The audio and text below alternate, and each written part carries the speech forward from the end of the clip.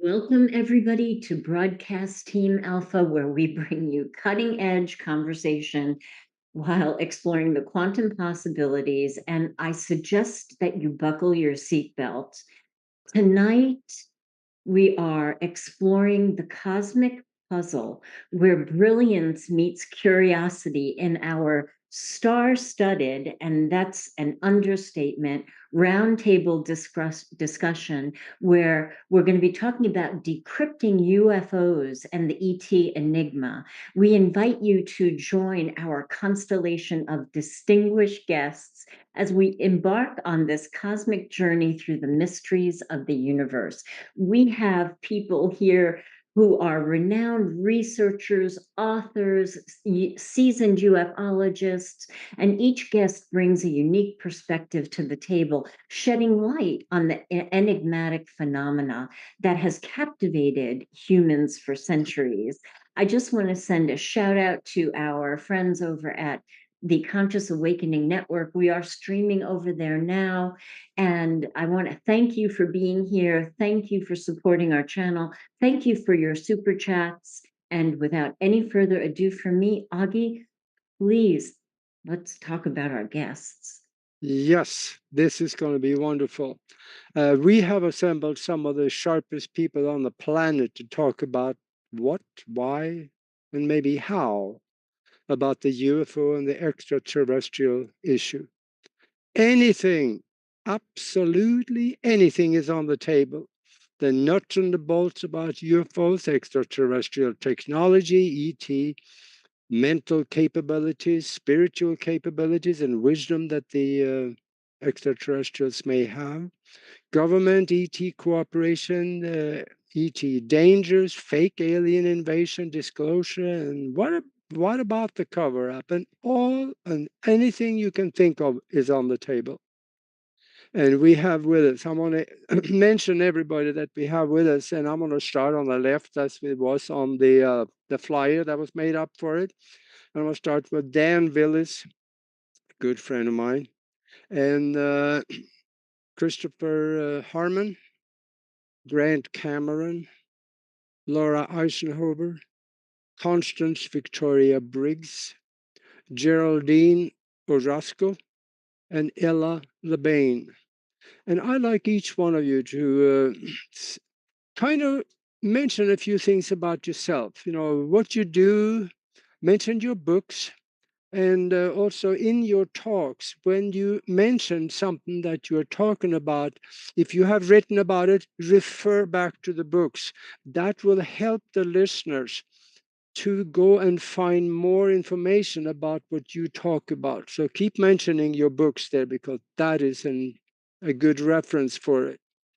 And also let people know how they can get a hold of you, and then we should just start. And Nori, you got the ball.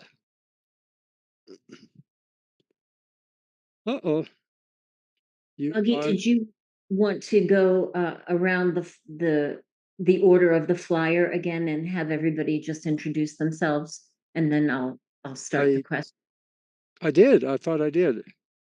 Okay. So that must not have come through then. All right. We have Dan So Willis. right. So Dan, tell us a little bit about what's going on with Yeah. you. And I know there's all kinds of new things happening. Oh, hi. Greetings, Hey, everyone. welcome.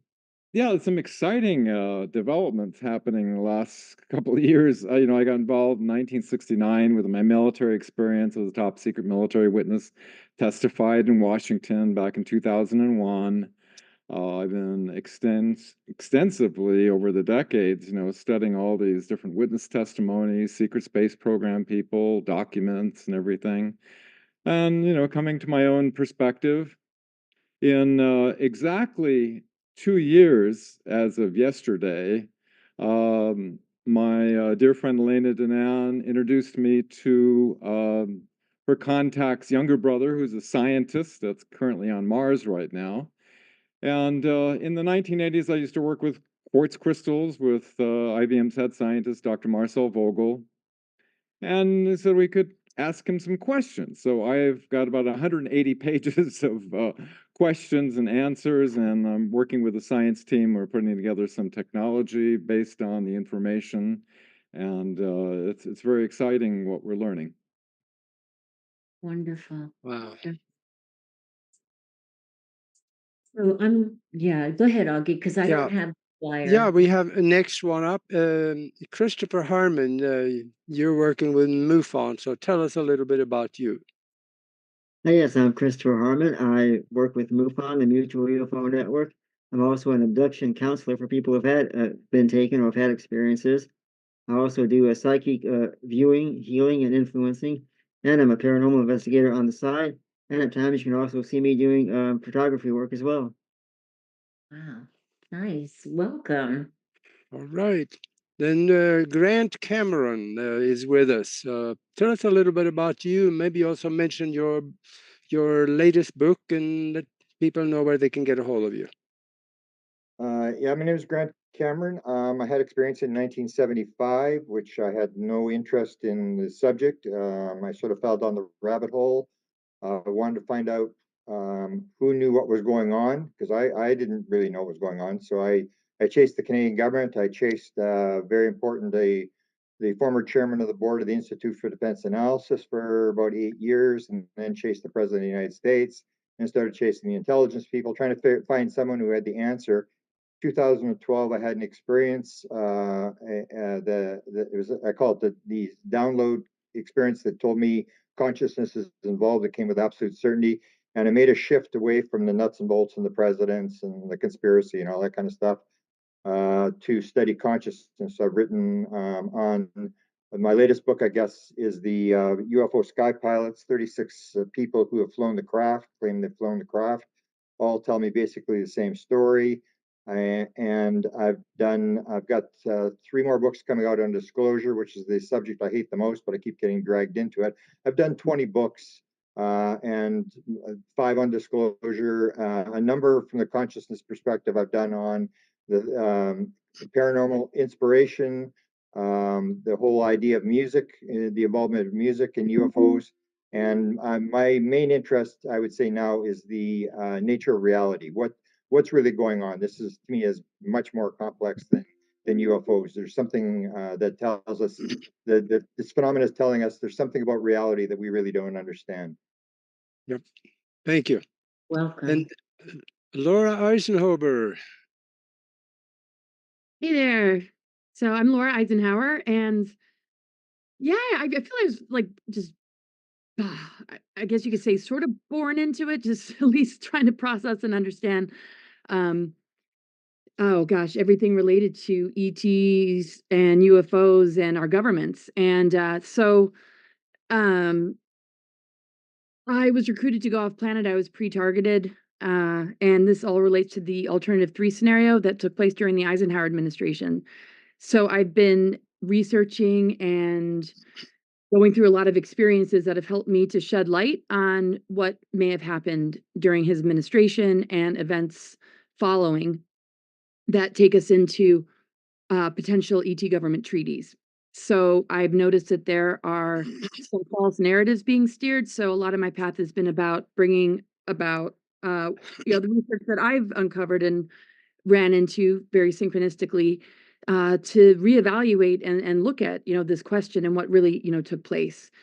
Um, so I get into depth about that in my book called Awakening the Truth Frequency, and my experiences with the recruitment to go off planet, how that relates to this alternative 3 scenario and timelines, and something that took place that isn't very talked about that would help us to understand the different projects and programs that came into the United States, and where there was a surrender agreement, and how a lot of false information is covering some of that up. And so I've just been devoted to bringing about truth. So Awakening the Truth Frequency is about us understanding what it means to be true to ourselves, what our junk DNA is really made of. So I go a lot into galactic history. I focus on the Sophionic energy and the corrections, particularly to the planetary grid network. And I talk about a lot of the dark technologies that were put in place to put things in reversal and take us down a trajectory we don't need to go down. And that's kind of the gist of it and what my book's about, and my own personal story and crazy adventures. Welcome, Laura. So good to have Thank, you. thank you. And then Constance Victoria Briggs, you just have a new book out, and tell us a little bit about yourself and how to get a hold of you. Okay, so hi everybody. Basically, I got started writing about topics uh, out of the ordinary for most people. I've written books on angels. I've written a book on who and what God is. I've written books on the unseen world.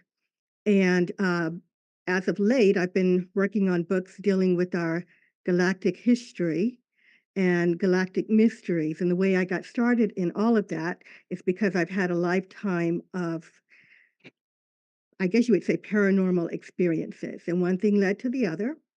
And so I wanted to help people to understand that there is more to our world than we've been told, that we're more than we've been taught, and that I wanted to sort of grab hold to my interest in life in the cosmos and whether or not we were alone or alone in the universe.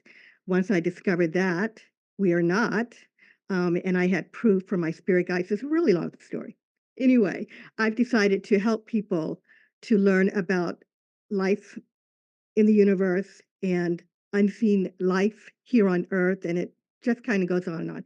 But that's my mission, is to help humanity to understand that there's more going on to our universe than we've been taught. And I've been delving into research for years and years and years. I have a huge database of information, and that's pretty much my goal, is to let people know my latest book is Earth's Galactic History and its Extraterrestrial Connection, where I go into things like the history of UFOs and going back to ancient times and how long they've been visiting and possibly who they are and what they want. I talk about a cosmic freeway, how UFOs are traveling to Earth. I give interesting experiences in that book of astronauts and cosmonauts and others that have had contact and extraterrestrial experiences out in the while they were working out in the cosmos. And let's see, I talk about human origins, whether or not we are a product of alien intervention. I talk about the theories that we were created, quite possibly via primates and alien DNA. I talk about whether the Earth was terraformed or not by extraterrestrials and give theories on how they did it and why they would have done it. And I talk about galactic hierarchies, the councils out in the universe that are running things and who they are and their goals for humanity. And I also get into whether or not we are close to a time where we're going to have a first contact, even though we all know we've had first contact. But I mean first contact with the masses of people. And I talk about us getting closer to the day where we will have open disclosure. So that's what my latest book was about. And That's good. That's yeah. good. All right. That's good. And then Geraldine Orozco.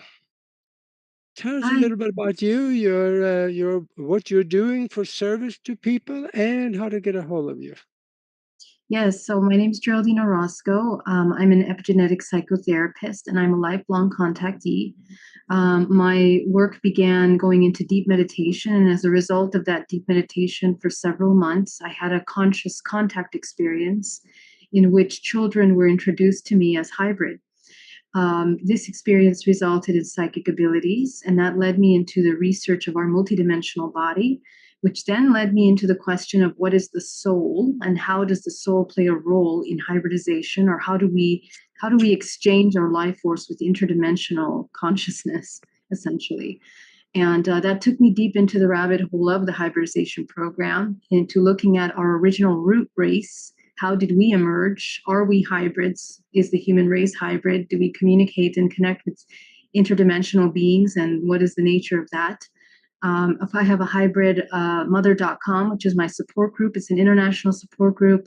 My research around hybridization and how it goes down family lineages for many generations is one of the primary areas of interest for me.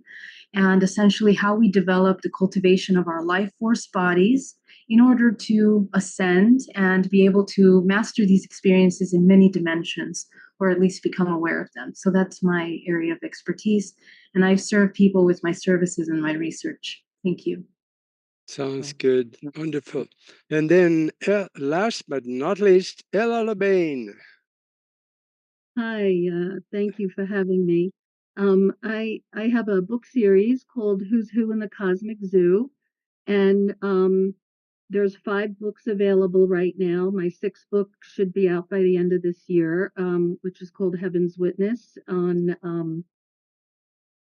connecting the dots to the Mazarot and end time prophecies.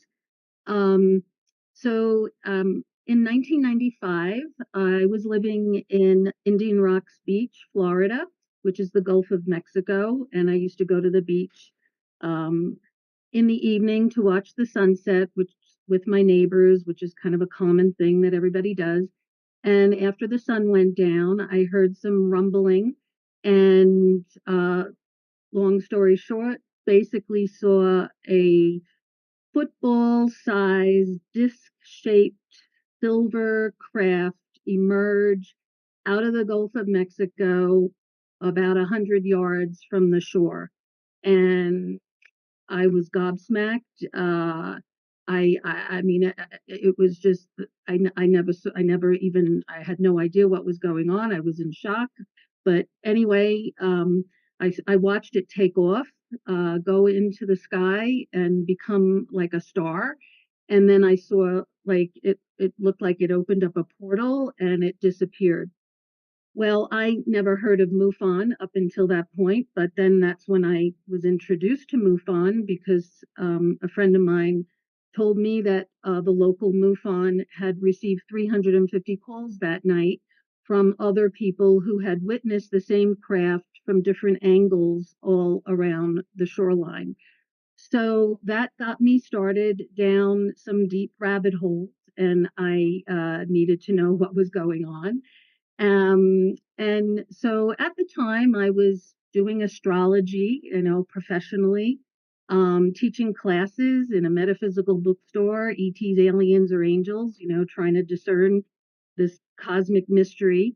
And fast forward 2010, I had a near-death experience, and I met Yeshua. So that wasn't the first time I met him. That was actually the 6th time. I met him in Israel. I was educated in Israel. So he's kind of been with me most of my life, all my life, actually. I'm Jewish. Don't hold it against me, please. But Jews are not supposed to believe in Jesus, but he is very much alive and real. And so, long story short, I was writing this book based on the classes, ETs, aliens, or angels, and he told me to rewrite the book with him in it. So I did, and it's turned into 6 books. And one thing that came out of that was I stopped doing astrology because he showed me the system, the binary system that is here, which I'm going to share with you in pictures from the space telescope soon with my share screen thing here to prove that we're not alone, that there's not only ships, big, huge, gigantic spaceships around the sun, but also exoplanets. So we can discuss, where they come from. I mean, I have my ideas that that they're connected to this binary system, which I call the Nemesis Nibiru system, which is intersecting in our solar system. And everybody thinks it's just one planet, but it's like a system. It's 7 planets that orbit our binary twin. So that's why I stopped doing astrology, because astrologers are not playing with a full deck. No offense on anyone who's still looking at that doesn't mean we're talking on a full moon. So this is this was my big revelation. So, but that doesn't mean, that things don't still work. But what it does mean, what my main point is, is that the influences that are coming from the sun and this other system seems to trump and overwhelm all the usual, astrological influences that we used to live by, like Mercury retrograde or full moon or, even a solar eclipse. And we saw on this recent solar eclipse that our sun was eclipsed by two objects, not just our moon. So I have. Okay. Welcome. Welcome. Oh my Thank you. goodness, this Thank you.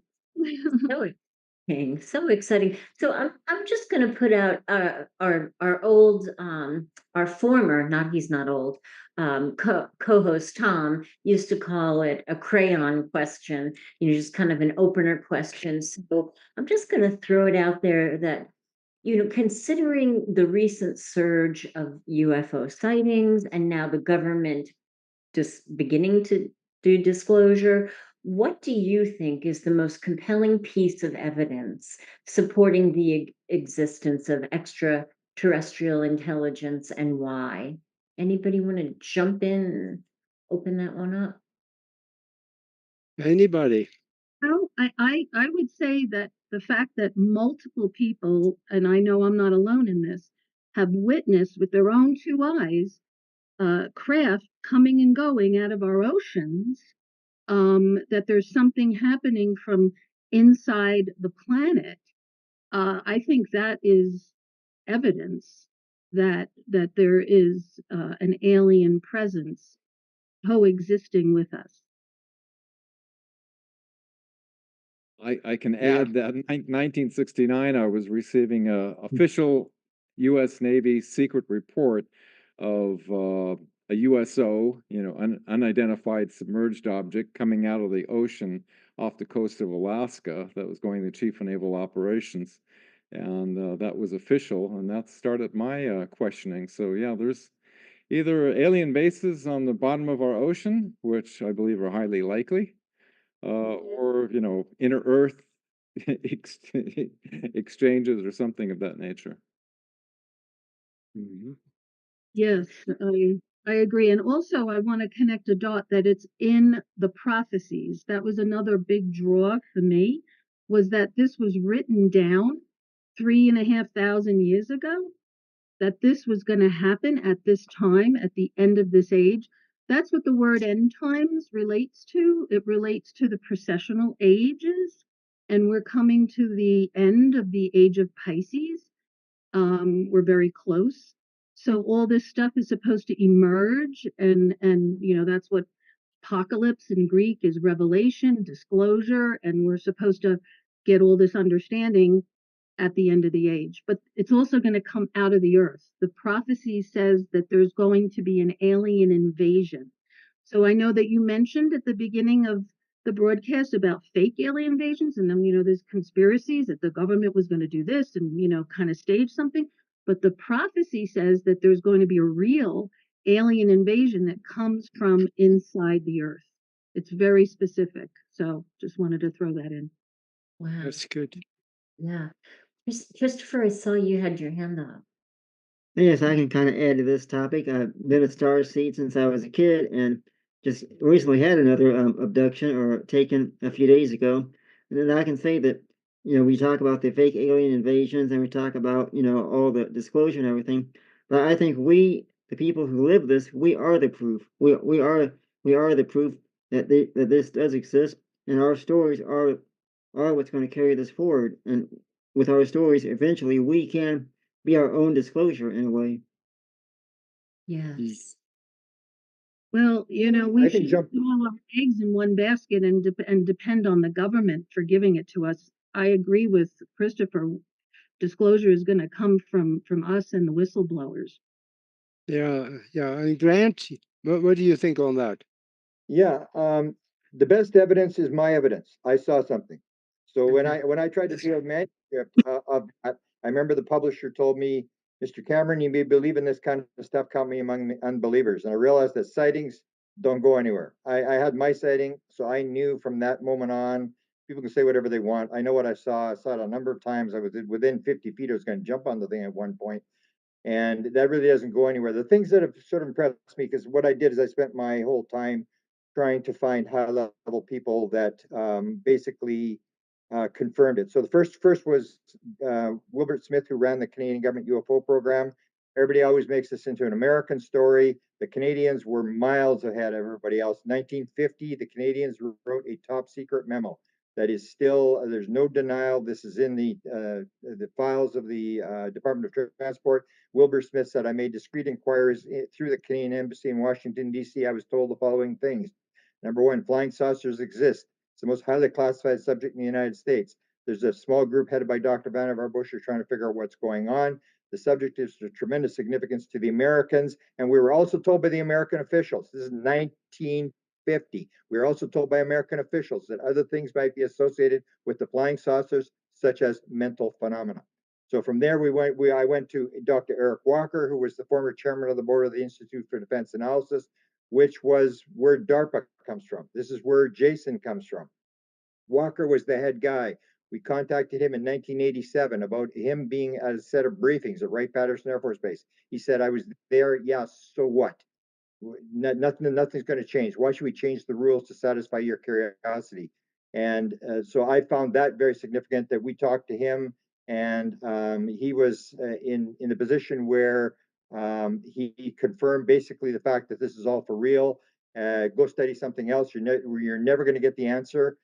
And this whole idea that it's just curiosity, and we're not. It's the whole idea of the military-industrial complex that they're basically going to make weapons out of this, and they're going to use it for whatever they're going to use. They're not really interested in educating people. So I went to there, and then I went. The other things I had is 2016. I was told by Chris Bledsoe.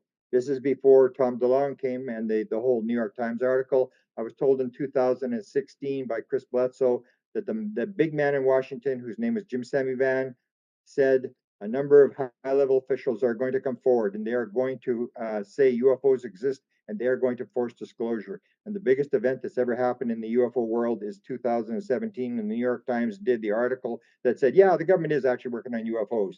And that's what changes everything, is that once you get the government making an admission or you get the New York Times saying it's real, that shifts the consciousness, which is the important part to me. And the last I would point out is the interview that was done by James Lukatsky, who was the guy that ran the DIA program from 2008 to 2010. He made a number of very specific claims. He claimed that his book was being reviewed by the American government, and this was official, that he had got approval from the American government. And he said quite clearly, we have a craft and we've been in it. I can't say anything about what's inside it, except that if you knew what was inside the craft, the rest of the story would be primitive. He also said psychic phenomena is part of the phenomena. He said Men in Black is real, and all everybody's ever thought about when his comments was the fact that we have a craft and we've been in it. He said he's going to get approval for the rest of it, and so you have this disclosure coming out.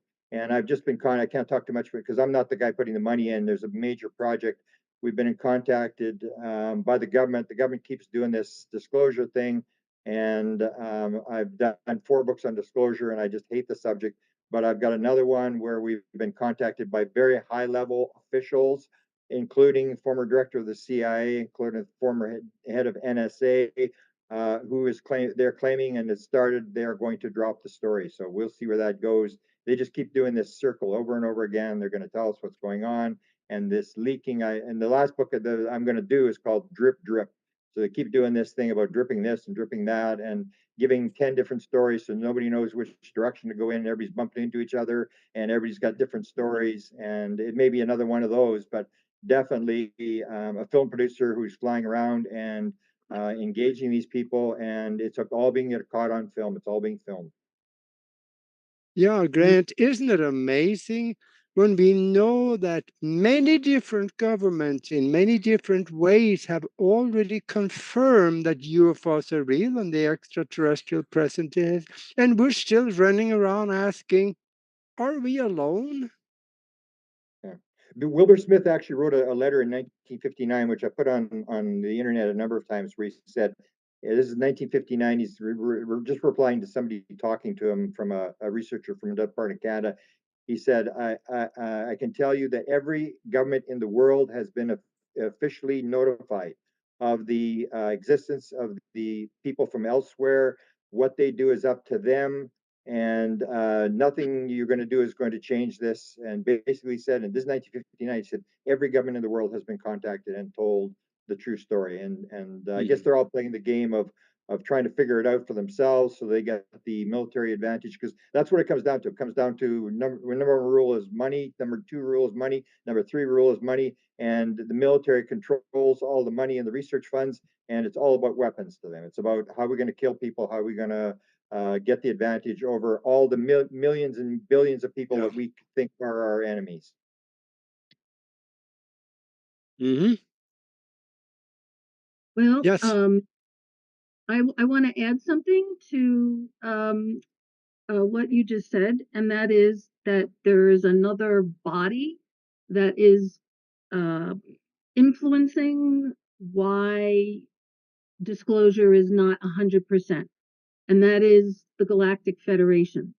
So I know people laugh at that when you say that, but so there's another country, another nation, another big major whistleblower that seemed to have gone below the radar in 2020 because everybody was distracted by the pandemic. And that was the retired Israeli space chief, Chaim Eshed, who basically came out and said, we're not alone. The United States and Israel have been in working agreements with the Galactic Federation, and they feel that you, meaning the public, are not ready for this information yet. So Israel, I also heard from others like Bill Burns, who this out in 2015, that Israel wanted to disclose, and they were told not to. So this dovetails into what you were saying, especially about the space weapons. And I have some slides about this that goes back to the Reagan administration from 1983.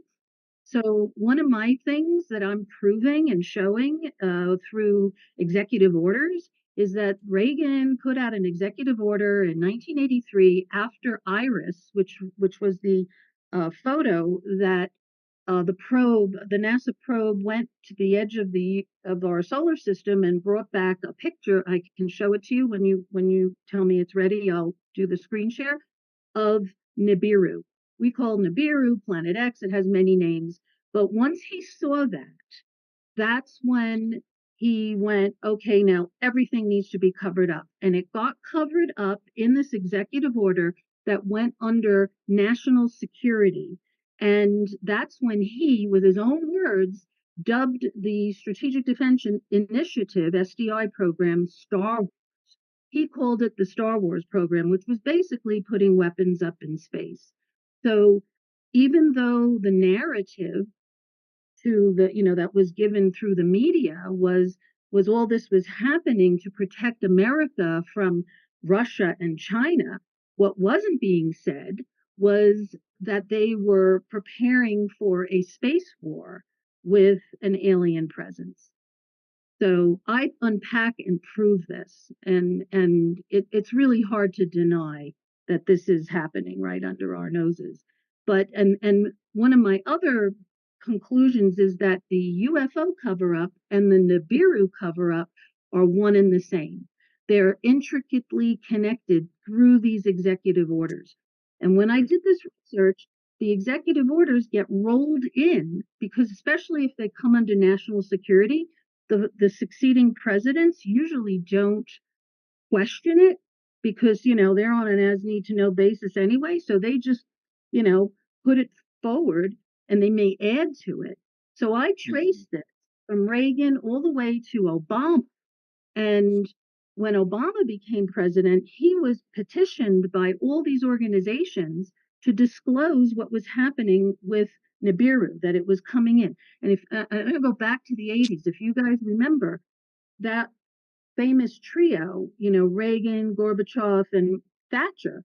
And when they saw that photo of Nibiru approaching this solar system, that's when they all went into this global warming, climate change stuff, because they had to justify that they were putting all this tech, and I have pictures to prove this, all this tech up in space, that this was happening for a humanitarian, a good reason to retard the warming.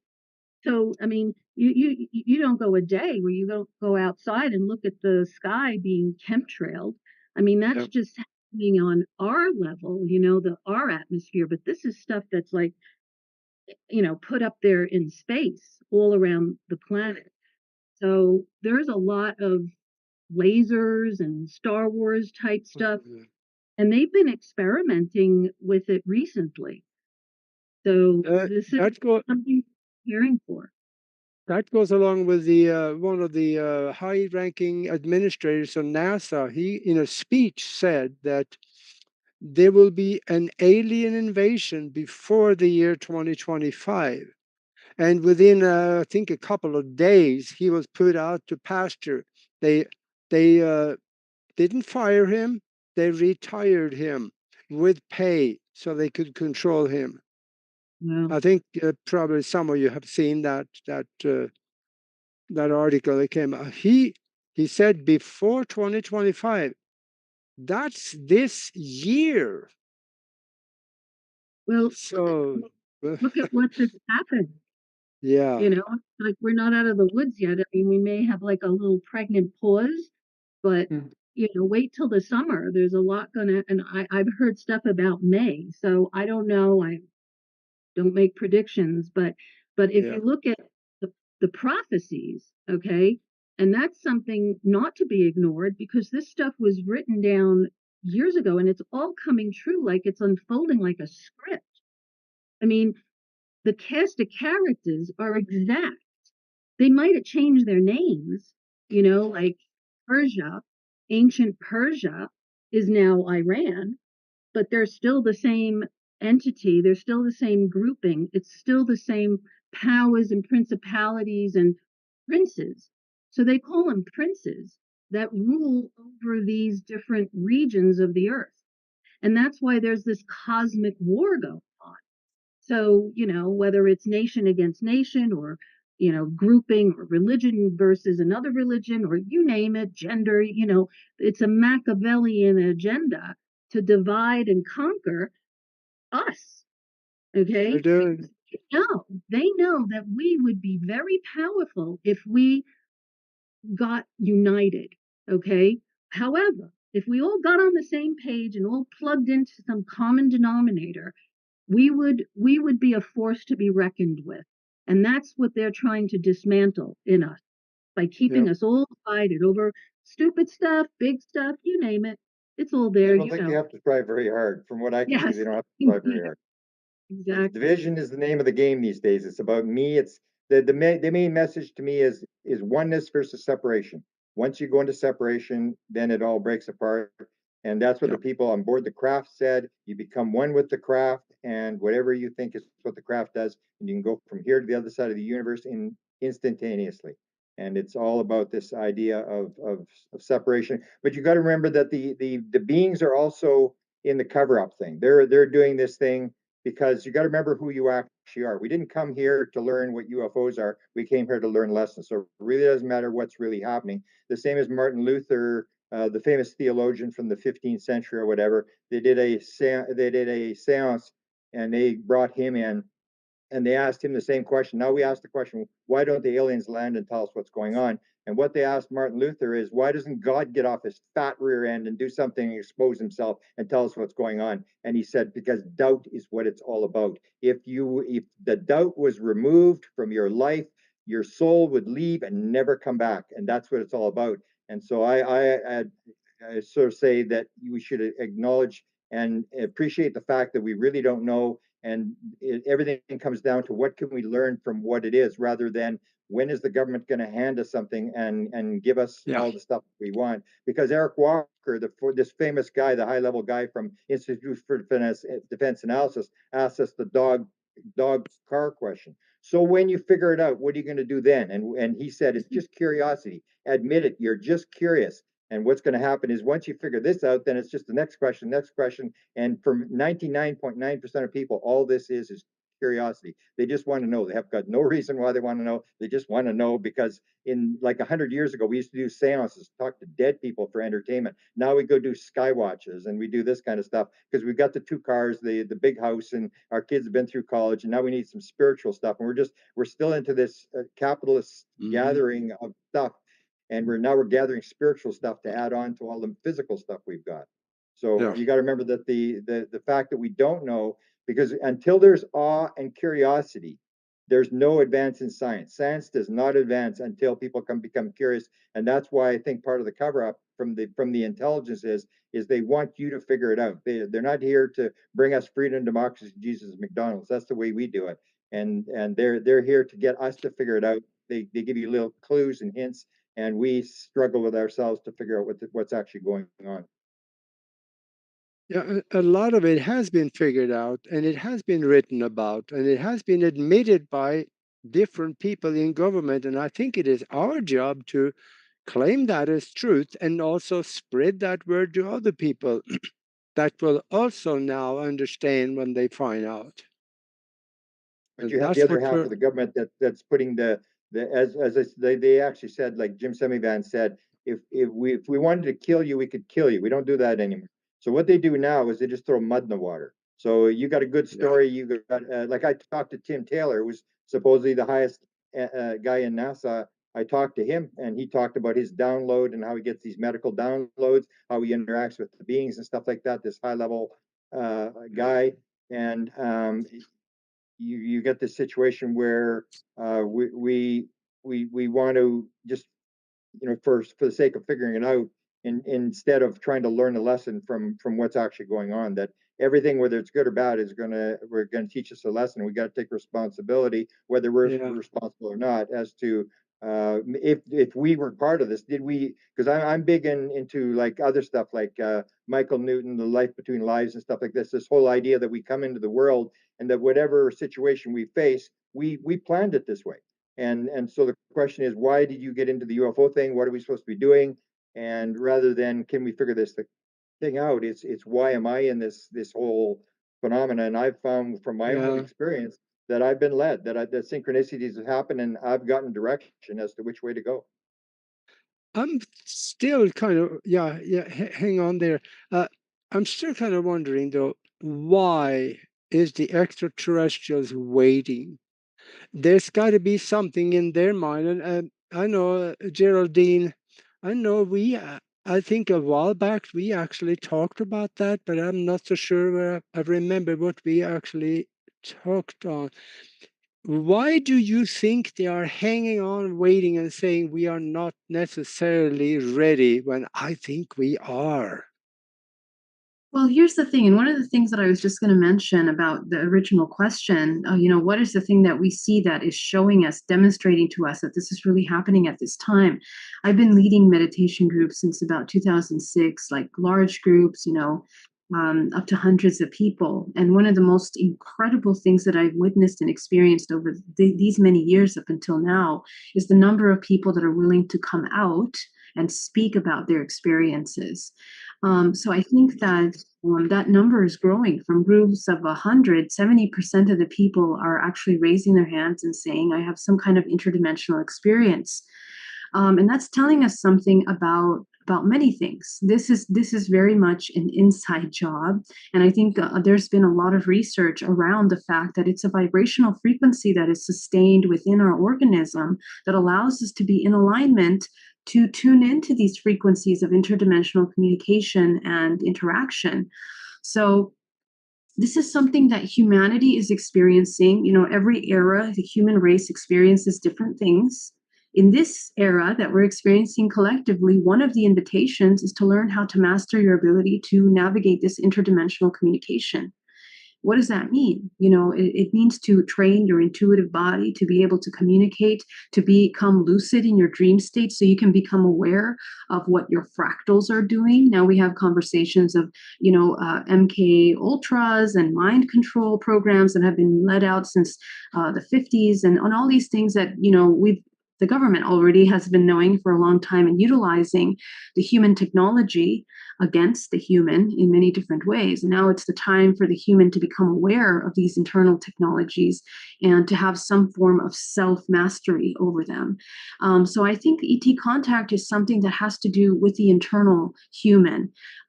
So the more that we talk about, we had the government hearings. I think they were more than enough disclosure in those government hearings for us to have a lot of questions and validation and confirmation about the things that a lot of humanity is already experiencing, from hybridization programs to activation of abilities when we interact interdimensionally, to the ability to walking interdimensionally, bilocating, remote viewing. All of these tools that the human has access to plays a role in our ability to access this information. So I think it's not so much that these beings are hiding out. It's that the human has to cooperate in that interaction, in that communication. It is a cultivation of the human that brings forward the human race. And the way I see this genetically is that we're talking about generations of preparation, bloodlines of humans, families that have been in contact and communication with certain groups for many generations. And really, the lesson in the contract in these generational groups that sever those ties every single time is, as Grant Cameron focused, the doubt that the human has, the fear of that unknown that continues to rise within the subconscious mind of the collective. And the invitation is that we transcend that fear in order to open up into the communication with these beings. And we are headed in that direction. We are going in that direction.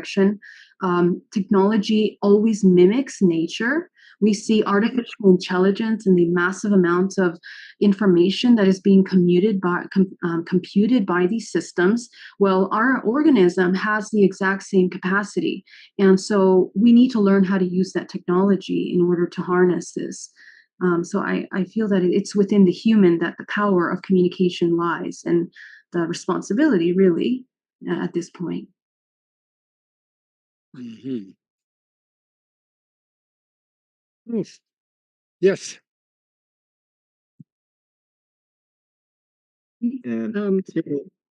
Go ahead. I just wanted to respond to what Grant was saying earlier about, and also what Geraldine just said about responsibility and the lesson that we're here collectively learning, and that would be discernment. Okay, so one of the things about this age that we live in is deception. There's a lot of deception. I don't think anyone can disagree with that. And it's not that the ETs are withholding themselves. Like everyone seems to think of them as one group. And this is what I unpack in my books is that there's many different groups, and just like us, we're not all on the same page. We're not all in agreement with each other, and neither are they. They're not all the same. There's infighting between them over power, over who controls what, who gets this sphere, who gets this space, who gets the universe even. I mean, you can go on. And one thing I do know for sure, based on whistleblower witness reports, and that is that the draconian reptilian race that lives inside our planet does not want disclosure. So they are reckoned with. They do not want to come out in the open and say, hi, this is who we are, because, the people who have actually interacted with them have reported how monstrous, how scary, how ugly, how grotesque they look. And our military has to deal with them. Okay. So they have their own equipment and whatever it is that they need mentally, emotionally, spiritually to be able to handle that. But the fact is that this is a force that's been on this planet for millennia. Okay, they didn't just arrive. They exist here, and they're going to fight tooth and nail to hold on to this sphere that we live on. Okay, and they're a major force in blocking disclosure, especially when it comes to the American government. okay, and even the other governments. I can't speak for other governments except maybe Israel, because I have heard things from within, and not only Chaim Eshed, but other Israeli ufologists who have also, there's because Israel is known for its technology. So, and let's not forget what they've just done with the Iron Dome. And this is all part of the Star Wars program. And the UK now has their own Iron Dome technology. And of course, America funded them, so we share that technology. So, you know, we are heading into some sort of, um, conflagration or a World War III or something like that, that's going to bring all this stuff up out into the surface.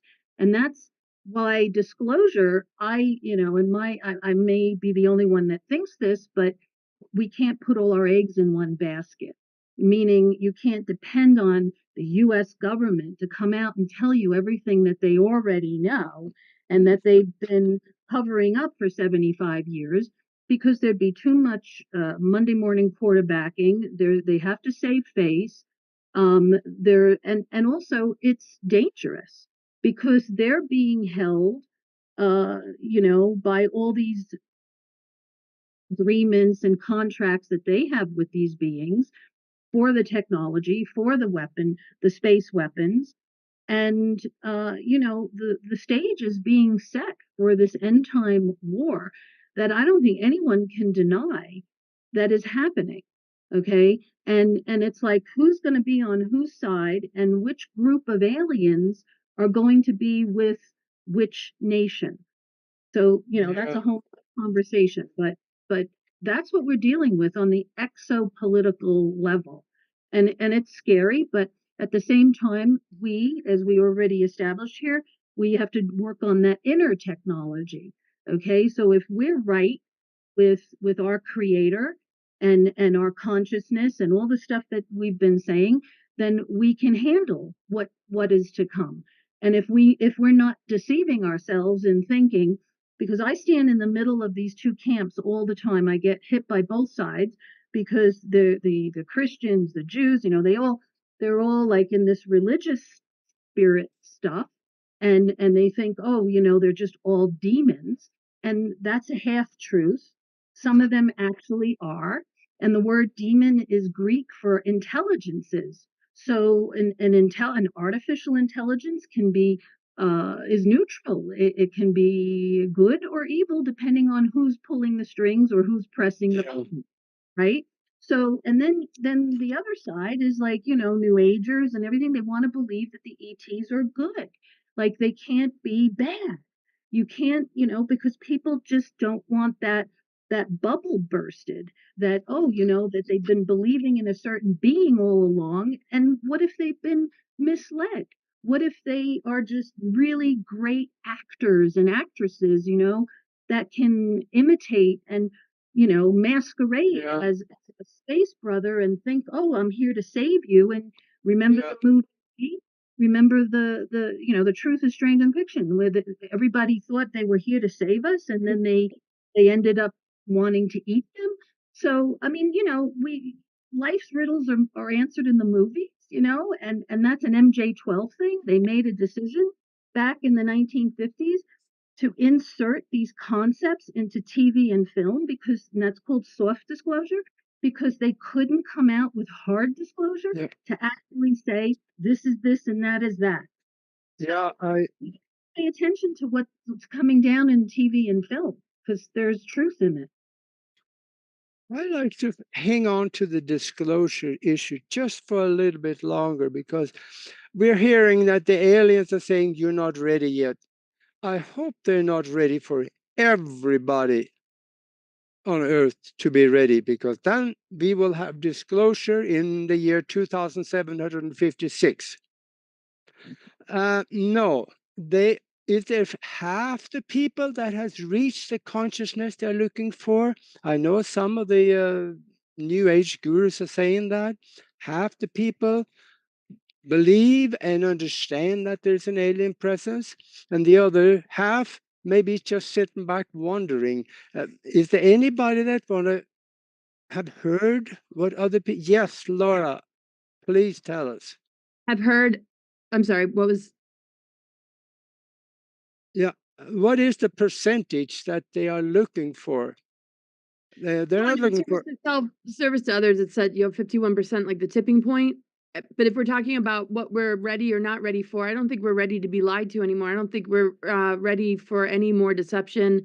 I mean, we've been invaded a long time ago. The planetary grids, and my labs and the military abductions that have hijacked the benevolent encounters people have had. So there's a lot of tracking going on in order to hijack ascension and disclosure. So it has to come from us, because the more people reveal the experiences that they've had, the more we can understand the mechanisms that have been put in place to make it very, very difficult to begin to switch on these dormant levels of ourself, and how that's targeted, and how surveillance and transhumanism and a lot of the narratives being steered and the propaganda being steered in the news is to groom people into consenting, because that's what it requires. So if it can present it in a way that looks like, okay, here's the problem and we have the solution, the problem reaction solution, then people are willingly going down that road. And what I feel they say we're not ready for is the very thing that we're more than ready for. It's like saying you can stay with that abusive partner who's cheating on you, that you can't really believe is cheating on you, but you're not ready to know the truth about that person. Is that person going to be a part of the disclosure? That's vampiric. That's manipulating you. We're ready for truth. We're ready for reclaiming our dormant aspects. We're ready to understand our galactic heritage and our galactic history, so that we know that these beings are connected with us. We're related to them. But as long as we're disempowered, some faction of that species is going to be a part of a mafia group that is service to self, that wants to take advantage of that. It doesn't even matter what the species is, because as long as they're vampiric, as long as they've fallen and they've formed an alliance together, they're going to take advantage of the vulnerable, of our amnesia. And we're not ready for that anymore. And there's a lot, I think, that's being said about that, and whatever invasions might be coming, and disclosures. I agree with Grant. I mean, it has to come from us. It has to come from our experiences. It has to come from mutual love and respect, and the maturity to lay it all out on the table and discern as best as we can with mutual love and respect. And I'll leave it at that, because I know Dan had his hand up. And I don't know if that's really answering the question, but I think the tipping point has been reached. It's just the physical's catching up with it. And as long as we're still looking outside of ourselves in the physical, it'll always seem like we're never going to get there. We need to shut it all down and recognize that we're the creator forces that are writing the script for our future. And we're being duped out of our creative imagination, out of our true ability to manifest a future that we actually want. So we're ready to know that we have that power. That's the greatest conspiracy. The rest of it is secondary compared to how much we've allowed our creative channels to be infected by something outside of us that we're enabling, because it doesn't have any power except for what it's stolen. It is all vampiric. And the races that are connected with this, have lost their true connection and can only feed and steal. So the minute we cut those energetic cords, I think we're more than ready, and we've been ready. And to understand the enormity of it, is also to break down, manipulations in some of the things that we might have invested in without throwing the baby out with the bathwater. Doesn't mean that Jesus or Christ isn't real. It's about understanding what happened to these scenes, what happened to these groups, what happened to these teachings that helps us to understand the power within us to be Christed individuals, to have divine union within ourselves, to walk in integrity, to walk the talk, and understand, the power of this planetary body and what the history is behind how this earth became what it is, with the 7 root races, with the planetary grids, all about, the restoration of our 12-strand DNA and how that's been hijacked in this duality, that once we break, we can begin to move through the seals and fences that are keeping that junk DNA alive, which is actually a treasure to be discovered. And I can't imagine that we're any more ready than that. There's too much trauma. There's too many people dying. There's too many people disabled and struggling with dis-ease. It's really their body retaliating to mind control and lies, because the body doesn't thrive under those conditions, and truth will set us free, and the body will follow and regenerate. So I think, people are crying out for this to happen, and I think we've way reached the tipping point, and it's time for the government to be starved and us to rebuild on our own terms and pull all the leaders and the people in these fields out of those places, encourage them so that we can pull our resources together. Yep. So anyway, That sounds good. And yeah, now, Constance, you just put out a book where there is undisputable evidence of a extraterrestrial presence because it has pictures of stuff on the moon. There's structures, there's buildings.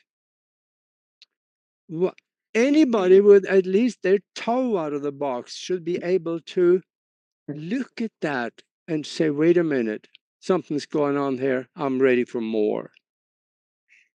Yeah, so it's been a very interesting thing talking about the whole moon anomaly situation because I think that's where I started talking about galactic mysteries, and I talked about it a whole lot.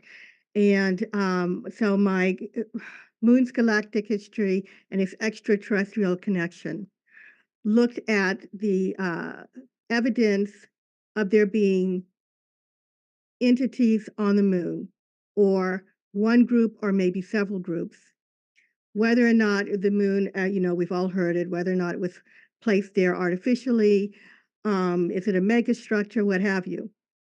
But ultimately, I think that there's enough evidence on the moon to show that there were beings, if the moon was brought in, that there were beings on or inside this thing when it came.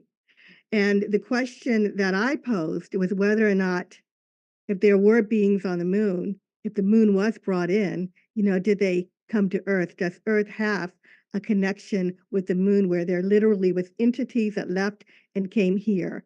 And also, did Earth have some sort of, once they came here and established themselves, if it were them, was the moon a part of Earth's territory? Because there's stories in our history that says that we, as you know, Lemuria and Atlantis, and in some of the Hindu texts, talks about the abilities for us to go back and forth to the moon. And they said the gods had the preference to go back and forth to the moon, and sometimes Earth people went with them. So, the question is was there an extraterrestrial connection? Is there still an extraterrestrial connection? Is it ancient? Is it recent?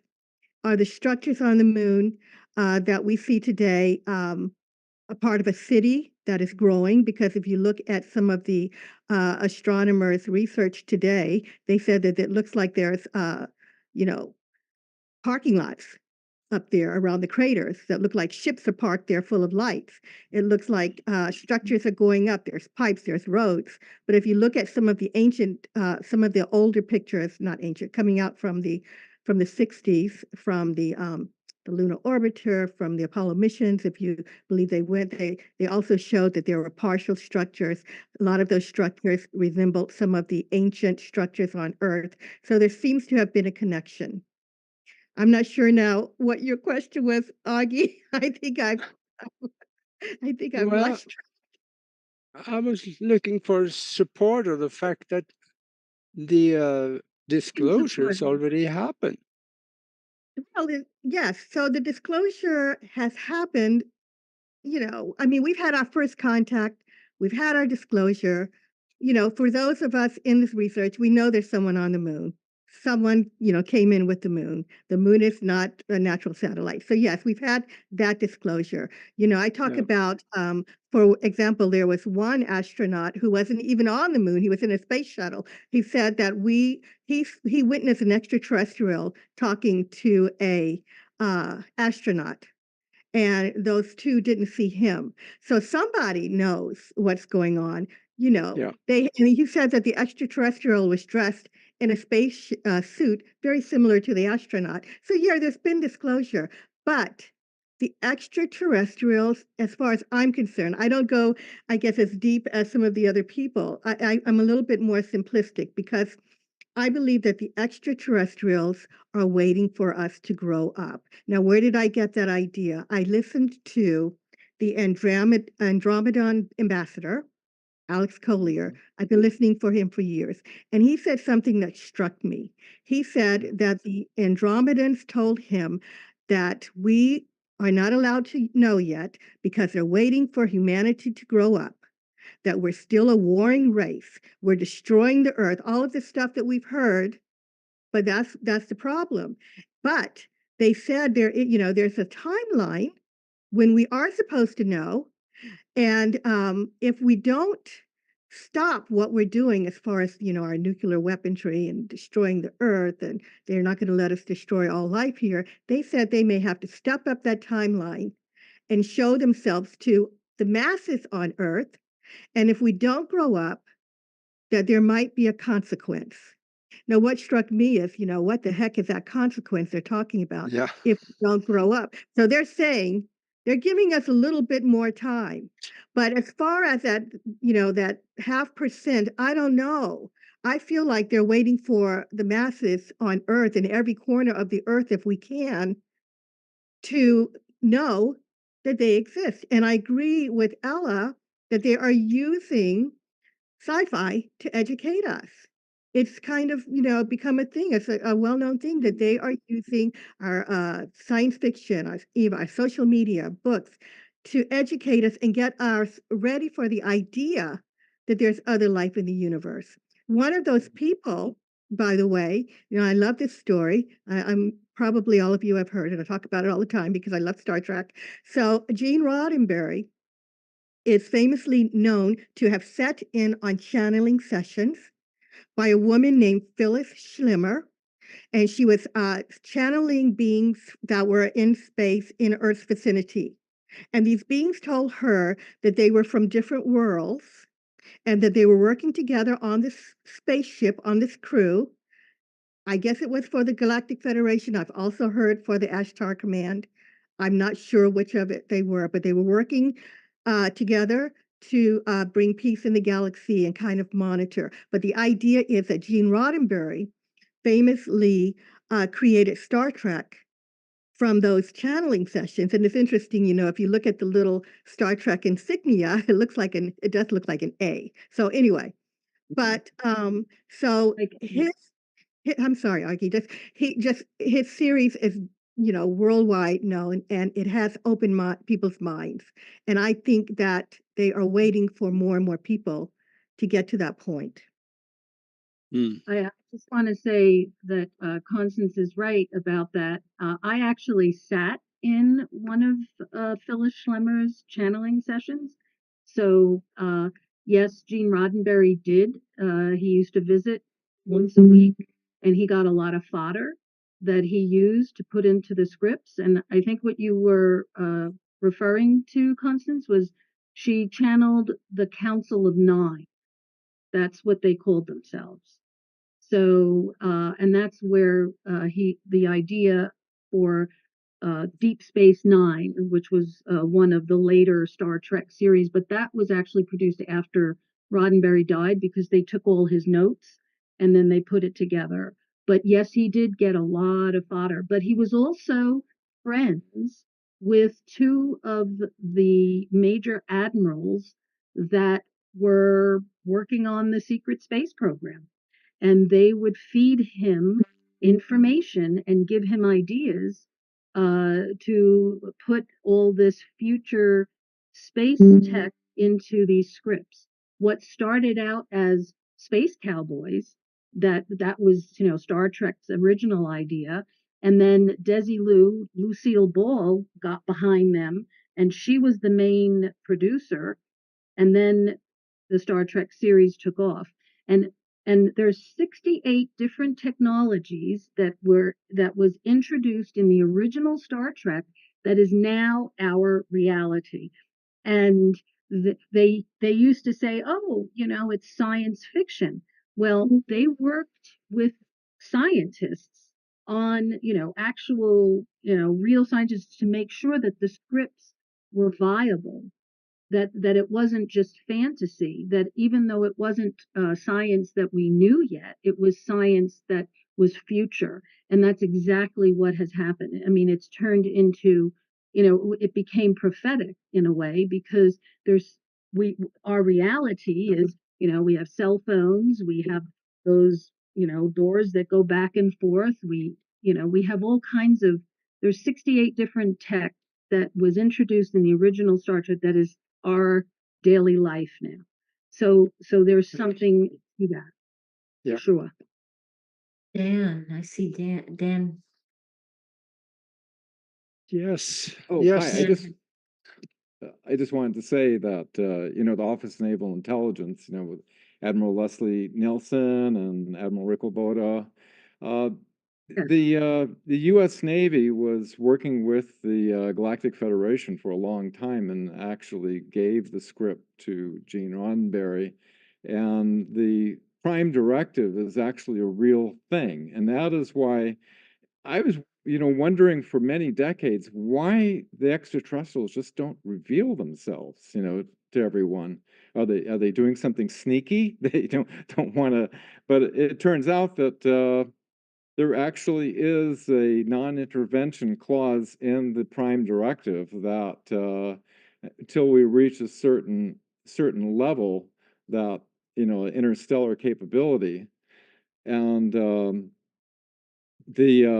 the situation is that the Galactic Federation back in the beginning of 2023 gave a disclosure plan to the Earth Alliance, which consists of General Van Herk and others, that is supposed to be this brilliant genius plan that would have to be, you know, because we've all been under psychological warfare for decades, and I think that plan is unfolding. Yeah. I And agree. while you're at the table, then you are also in touch with an extraterrestrial through a friend of yours, and you have been given some technology that is actually working. Could you talk a little bit about that? Sure. Yeah, I've seen the flying over the top of me, you know, about 100 feet up, and I've had some ET interaction experiences that kind of led me into questioning the interface of geometry and consciousness. And so it led me to the research work with Dr. Marcel Vogel with crystals. And so I've done a lot of research on Elena Danan, and her information has been uh, right now. I've done a page on the webmatrix.net that lists 24 corroborations of things that she has said brought through Thorhan, and then gets confirmed afterward. Things that there's no way you would be able to know, like certain planets that they've discovered later, or earthquakes on Mars, or Neptune's going to heat up all of a sudden. So their information's been very credible, and I have a team of scientists that I'm working with that I've been in communication with Thorhan's younger brother, who's a star maker, or that's the term they use for a terraformer, and he was going to university in the Pleiades. And so back in April of 2022, I started asking questions, and I was kind of blown away by so much information, corroborated so much with Dr. Marcel Vogel's work in the laboratory, but then took it up many notches higher. And so we're understanding the structure of the matrix, and the densities, and the multi-universe, and how the geometry within a crystal can open up a singularity wormhole that you can affect reality. And we're also produced well, here, just real quick, I'll do a slide, give everybody a chance to talk here. Let's see, where is the share screen? Oh, there it is.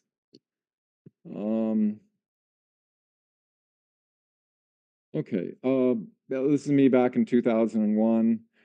Carl Wolf was talking about the bases on the other side of the moon that he visually saw.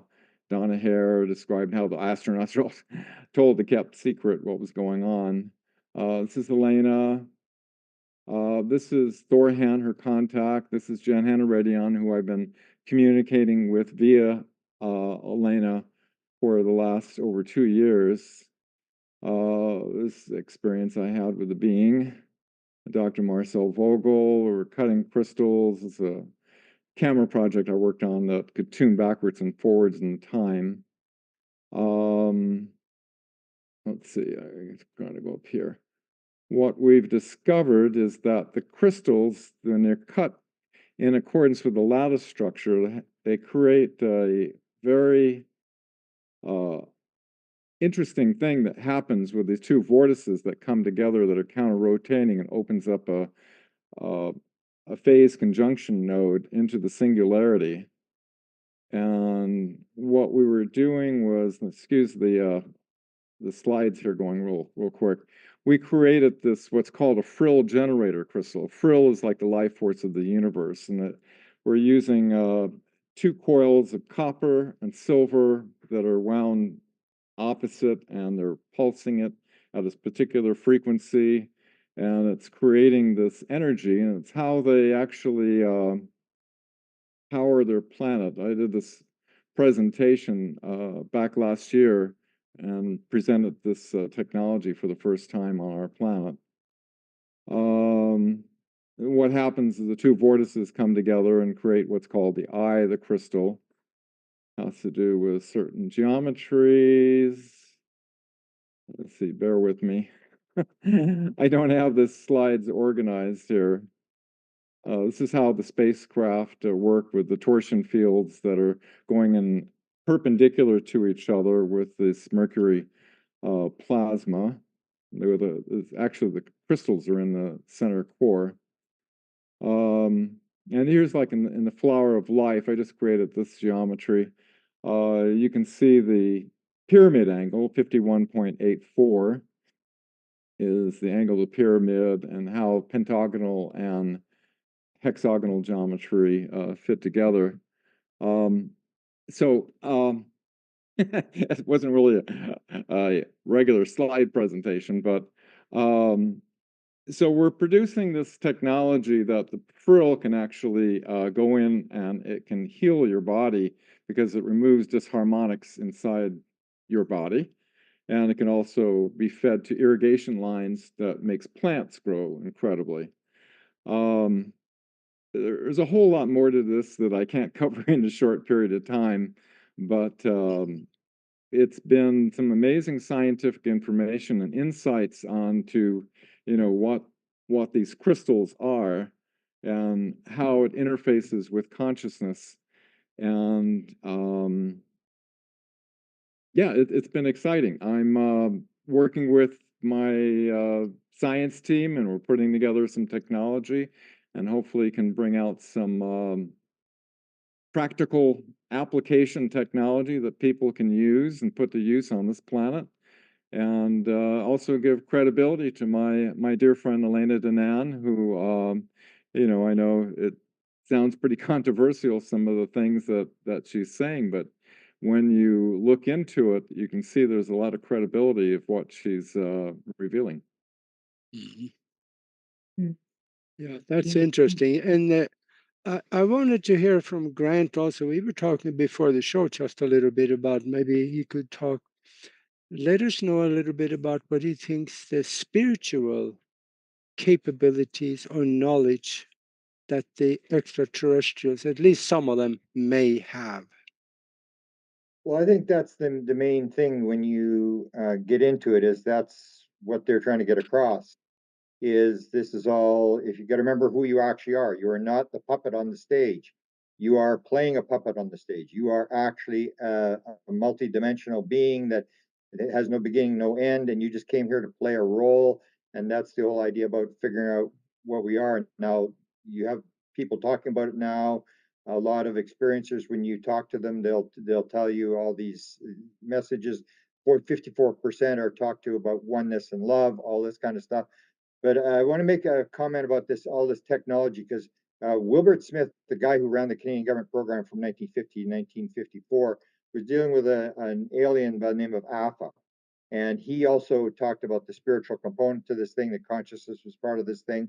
He said, this is what I mentioned, that the Americans told the Canadians that mental phenomena may be involved. This is 1950. They already understood this fact that mental phenomena was part of the flying saucer phenomena.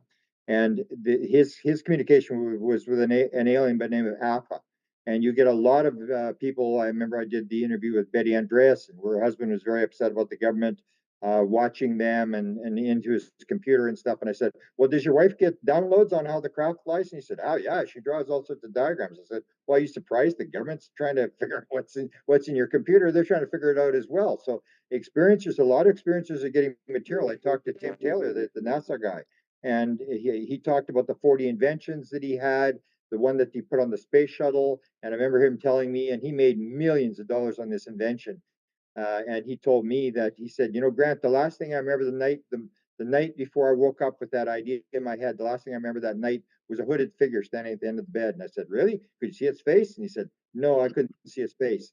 And he was very open about the fact, and his thing was to watch the experiencers, the people that are interacting with the intelligence, because the phenomena is telling us stuff. Wilbur Smith wrote a book called The New Science, and it was given to him, and he says quite clearly in the front of the book, and this is the guy that ran the Canadian government program, he said it was given to him by forces higher than us. It's not from this planet. And he dealt with this alien by the name of Alpha, and there was this whole idea about Alpha said, we will not interfere with what's going on in the world. The only time we'll ever step in is if there's a nuclear exchange. Other than that, and he said we could prove to the world that we could stop a nuclear exchange. And what Smith was told by this alien was we could take the moon in front of the entire world, split it in half, and put it back together in microseconds to prove that we could stop a nuclear exchange. Other than that, we will allow the human race to stew in its own juices. And I think that's one of the important things we got to realize. This is all about lessons. And in the end, it really doesn't really matter if we blow up the world, as long as we don't destroy, interfere with the rest of the universe. We have to learn our lessons, and the things that we're doing are lessons. And you get the beings are interacting over and over again. And I call it the theory of wow, and I will eventually do a book on it. And I say, why do UFOs fly around with lights on them? And it goes to almost like wherever this intelligence is. It's like you got the grade ones say, we have to make contact. We got to get into the minds of these people and change the consciousness. What should we do? And the grade one class says, well, let's fly around crafts with lights on them. We don't have lights on our crafts. Why do they have lights? They have lights so you can see them. They're trying to influence, they're trying to wake you up. And the same thing with crop circles. Why would you do crop circles? Why wouldn't you just come down and tell people what's going on? Because they want you to try to figure it out. They want you to figure it out. And I even said with the crop circles, or the mutilations, I said to Linda Howe, I said, Linda, you know why they take every last drop of blood out of the cow? And she said, no, why? I said, because they want you to go and take pictures. They want you to investigate this. And when you actually investigate it, you realize they're all downwind and downstream from nuclear power activities. They're sending messages, and they're indirectly doing it, but they're not going to land. As Bashar said, why would we land when everybody's crazy and everybody's got a gun? This is the whole idea, is that they're indirectly talking to us and giving us material. And there's a lot of people, if you take a look at the major researchers, Vallée, Putoff, Eric Davis, Jim Semivan, they're all experiencers. They're all having these encounters, and they may complain about, oh, we had this encounter. Jim Semivan's all upset about the fact that these beings were in his bedroom or whatever. Well, he's the guy that took the story to the New York Times. So they're influencing these people. And once you get down the rabbit hole, you know what it's like. You can't get out, and you start talking about it. And what happens is when we all talk about it, more and more people talk about it, and the world starts to realize there's something going on. The consciousness rises, and it's like saying, when did gay marriage start? And everybody goes, well, 20 years ago. I'm not really. It'll just flip. One day it'll flip, and everybody will accept it. And that's what they're doing, this gradual acclimatization of people by flying crafts around, by doing weird things. And what the weird things are is what um, Gary Nolan, who's also an experiencer at Stanford, said it's the 95%. What they're doing is they're doing this stuff outside the bell curve. And Nolan said, I'm not interested in the 95% that's inside the bell curve. I'm interested in the 5% that falls outside the bell curve. Why is this paranormal phenomena happening? If you figure it out, that what they're trying to do is they're trying to shatter naive reality. They're doing these weird things that make people go, what is going on? How do they do that? And they're getting you to think, and eventually people will do it, because odd curiosity is what makes you move down the field. And that's all to me that they're doing.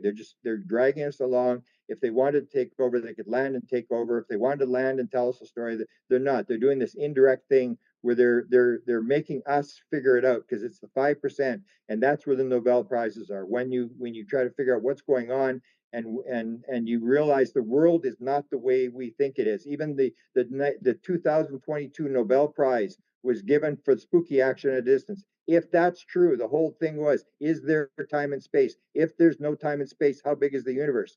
We're assuming that there's time, there's space. We're assuming all sorts of stuff that's probably wrong. And that's what the paranormal phenomenon is saying. The world is not the way you think it is. If it was, this would not be happening.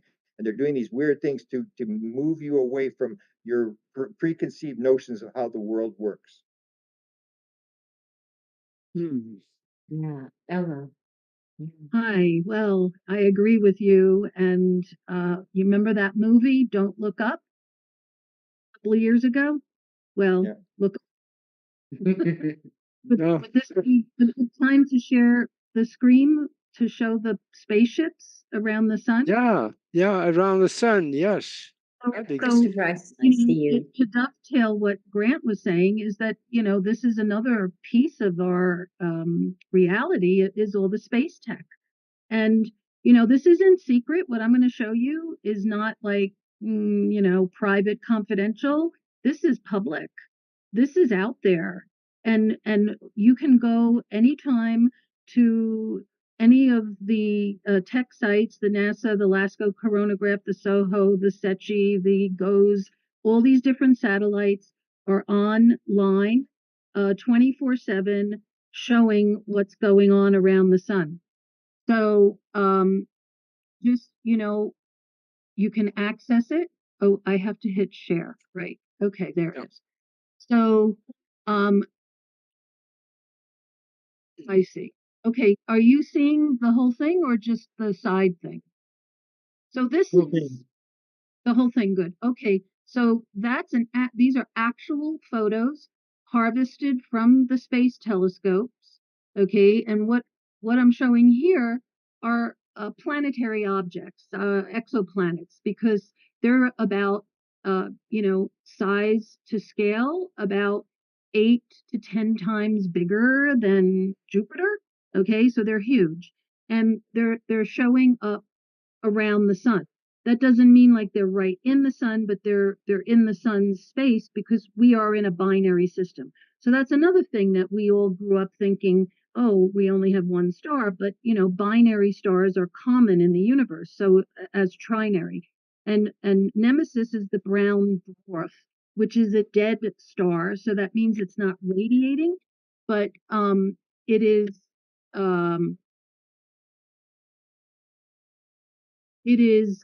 it gets illuminated when our sun radiates its light on it, just like it illuminates Venus and Mars and all the planets in our. So when it comes around the sun, it looks like two suns.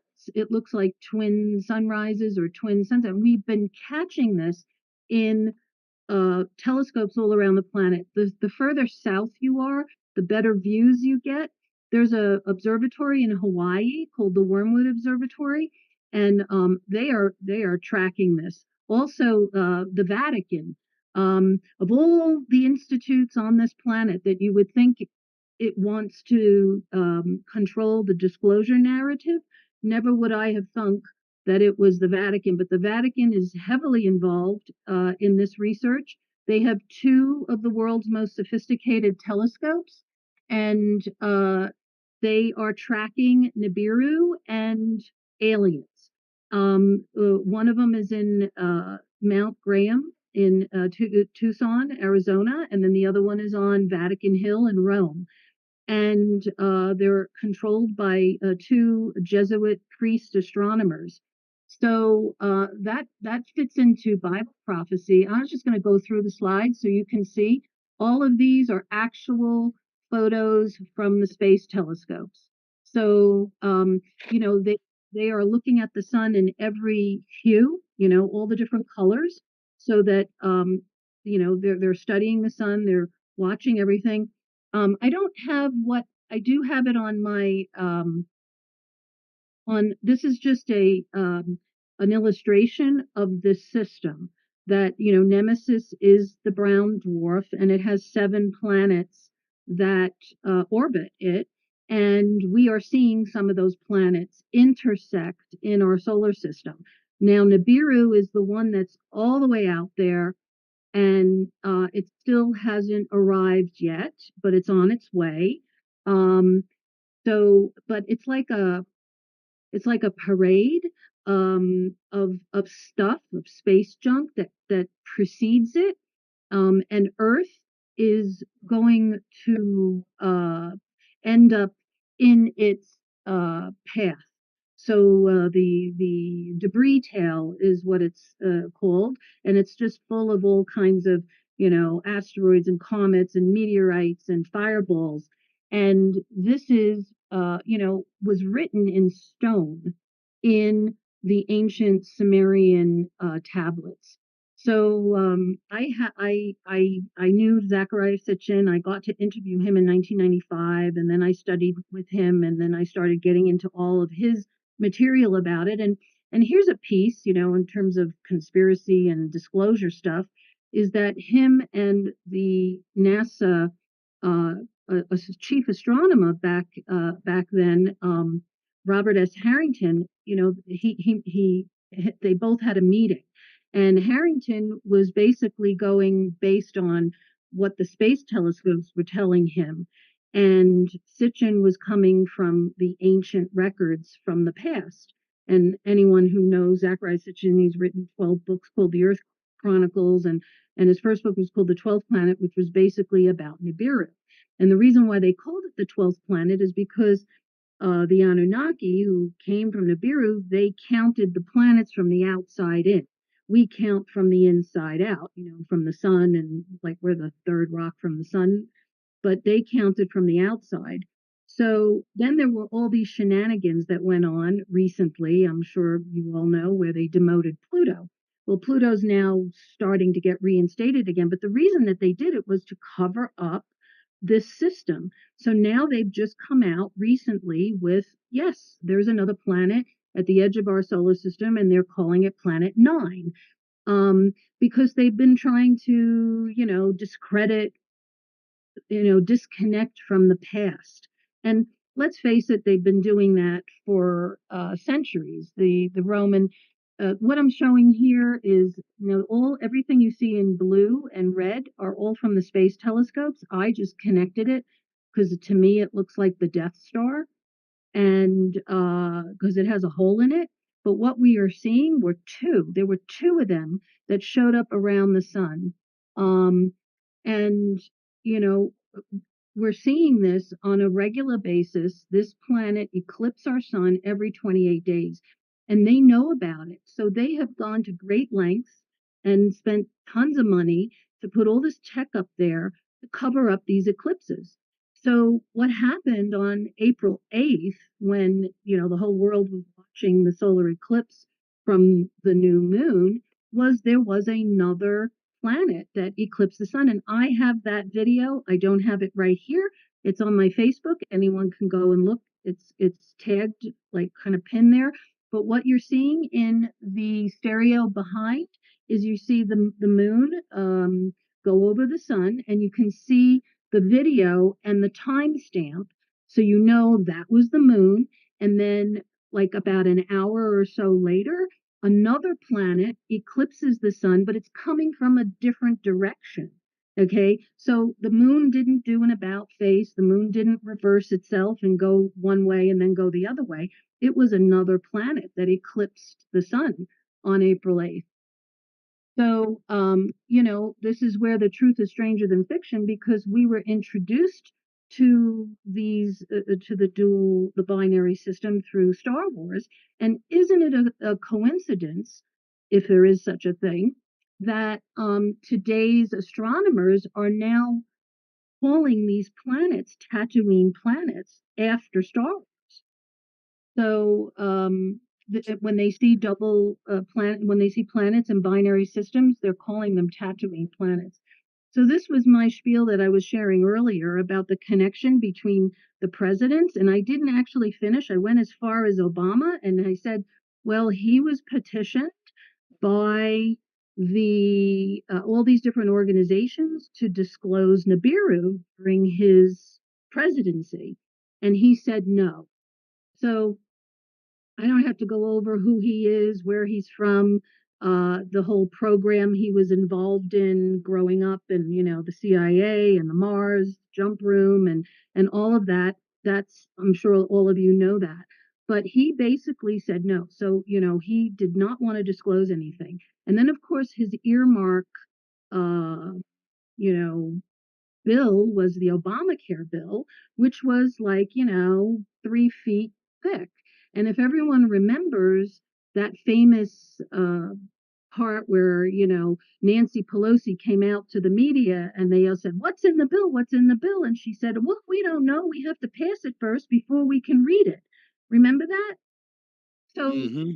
was in that bill was he had rolled over the EOs to cover up Nibiru and continue with this program that was started in the 80s, that had to do with the global warming and to retard the warming and to chemtrail the skies and to put all this tech up in space to try to, change. But we have evidence, and I think Dan had mentioned something about, I don't know, one of your experiences that they saw that there was that Neptune was warming.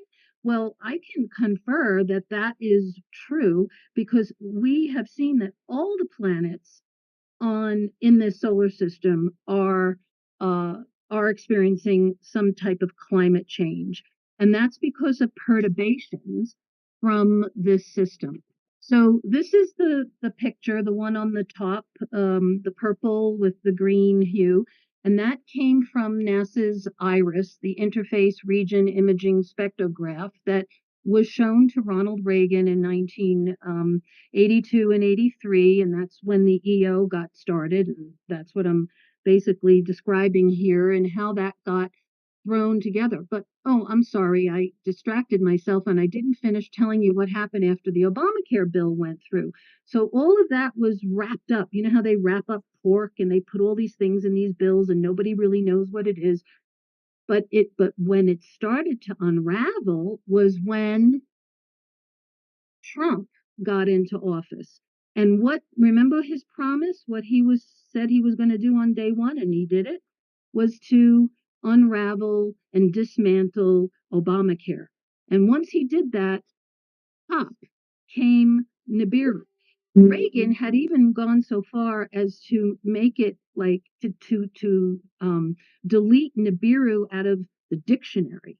I mean, this is a historical. Nibiru is a historical name that is Sumerian, but all the cultures of our planet have called it different names.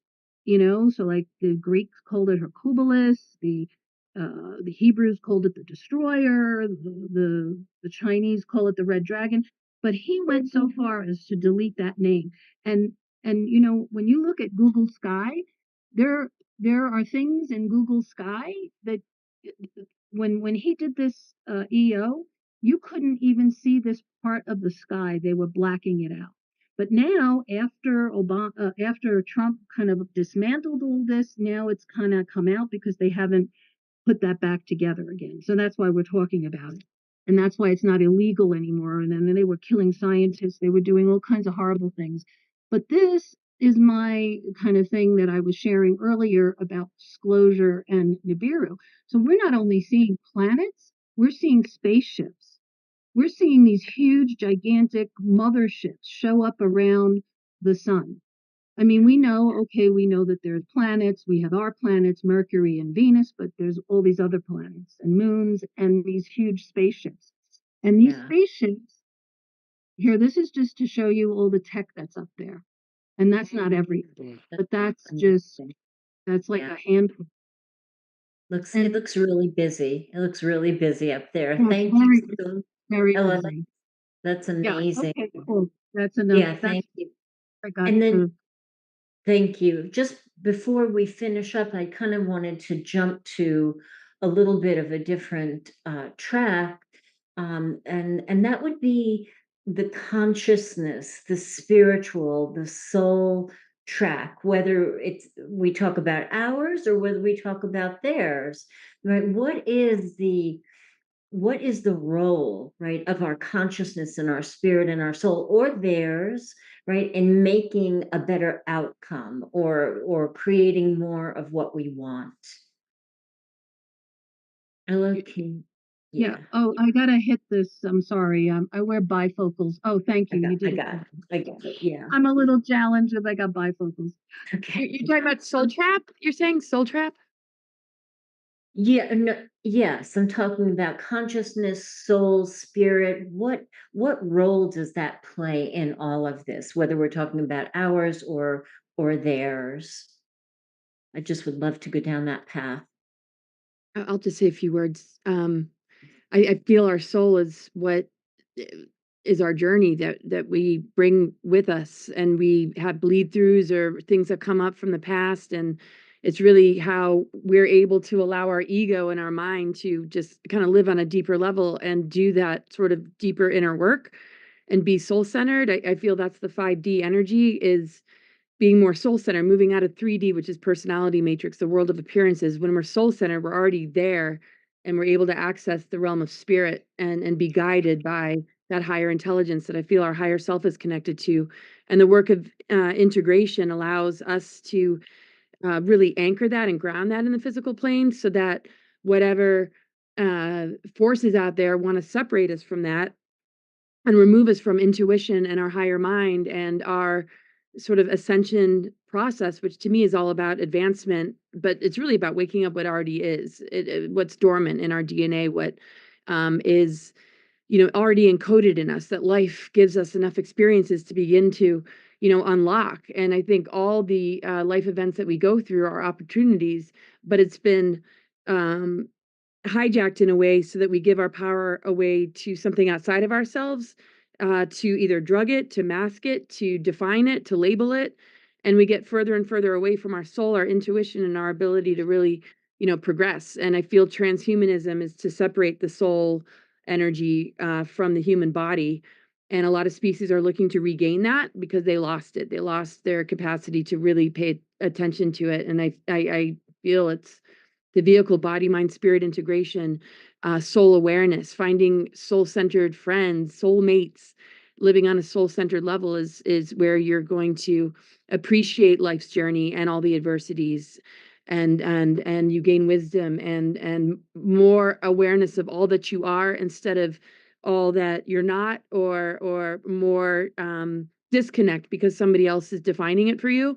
I feel that that's why we go through these challenges, is to unlock these dormant treasures and abilities that have been dormant, but it's very taken advantage of. So the more soul-centered we are, the more we're going to be able to move away from all of that, think for ourselves, be free thinkers, and as elemental beings, we'll notice that what we're able to clear on the inside will reflect on the outside, and we'll really move out of this duality in this very toxic kind of world. Because I feel spirit is the great alchemizer, and it holds dominion over physical matter. And that's where miracles come from. That's where amazing abilities within ourselves to recognize like we can really overcome anything and be that override frequency and dismantle dark technology through the power of spirit, our consciousness, and our soul connection with ourselves. Mhm. I love that. That was great. Yeah. Yeah. And Geraldine, you have had close contact, close extraterrestrial contact. Have they given any indication to you about their spiritual knowledge?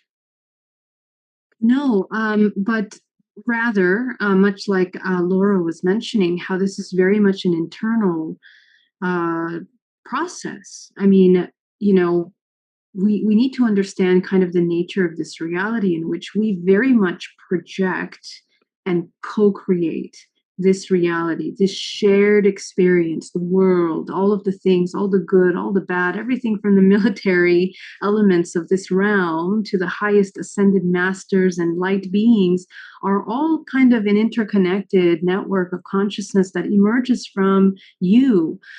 So I think it's really important for the human to go inside, as we were mentioning today, and work on that development to become a conduit of source and anchor that source consciousness into the body, into the earth, Yeah. so that we can move timelines into something that is collectively healing. And it's very important that we do that now as we have wars going on in the world that are growing. The more we go into that mentality, that hypnosis of disempowerment, disconnect, forget who we are, the activation of memory, as Laura was mentioning, is one of the most important things. You have to remember who you are, and it requires you to begin to activate that dormant DNA by sitting in meditation. And that meditation work of remembering that you are in your dream state, becoming lucid every single night, become lucid so that you can begin to recover the memories of what you're doing when you're out of body experiences. And so that you cultivate that self mastery in lucidity in waking state, so that you can become a co-creator in this waking state, in this dream waking state, and also in the other dream states in which we are interacting. We are making choices, we are making agreements that pull humanity forward in ways that we quite not understand yet. A lot of people begin to wake up consciousness in the middle of seemingly traumatic memories of experiences, wars, interdimensional experiences, not realizing the kind of agreements that we make through our everyday choices that participate in parasitism, both interdimensionally and in the physical realm. So I think that we also need to mature as humans in order to understand the responsibility that is required to be a conscious co-creator in many dimensions. And I think this is something that was imparted to me by the beings as they demonstrated and showed me how the matrix functioned, but also embodied through my work as, as I do my own internal healing, and I see in my clients as well. So this is something that we can all actively apply today. Mhm. Thank you for that. Yeah. Great. Yeah, and Grant. I'd like to comment on this because I think this is exactly what it is. The famous physicist John Wheeler, who was the intellectual successor to Einstein at Princeton, said there is no out there out there. This is a participatory universe. You have to go within to go without.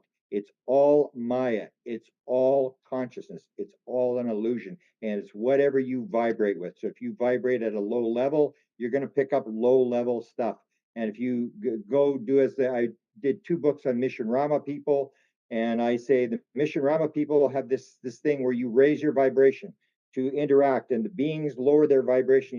And they spend a whole 2 days meditating, oming, praying, and it goes on and doing yoga, and you sit on the side of a mountain and do this for 2 days, and then the contact takes place. And that's the whole idea, is we are in charge, that we are not victims. We are manifesting what happens around us. Seth, all the major channelers have said this. Seth said, you manifest everything around you. There is no other rule. We are responsible for what's happening to us, and it's all about vibration. You cannot go into heaven and until you vibrate at that level. But we are in a situation where whatever we're picking up is what we're vibrating. It's like a tuning fork that we just pick up wherever we are, and it's up to us to realize who we actually are. We are not physical beings. We are eternal beings who are taking on a physical body to learn lessons. Yeah, and I think John Wheeler was the one that coined one of the cornerstones of quantum mechanics, and that is that he said, we cannot imagine a universe without us observing it. With other words, if we're not observing it, it doesn't exist.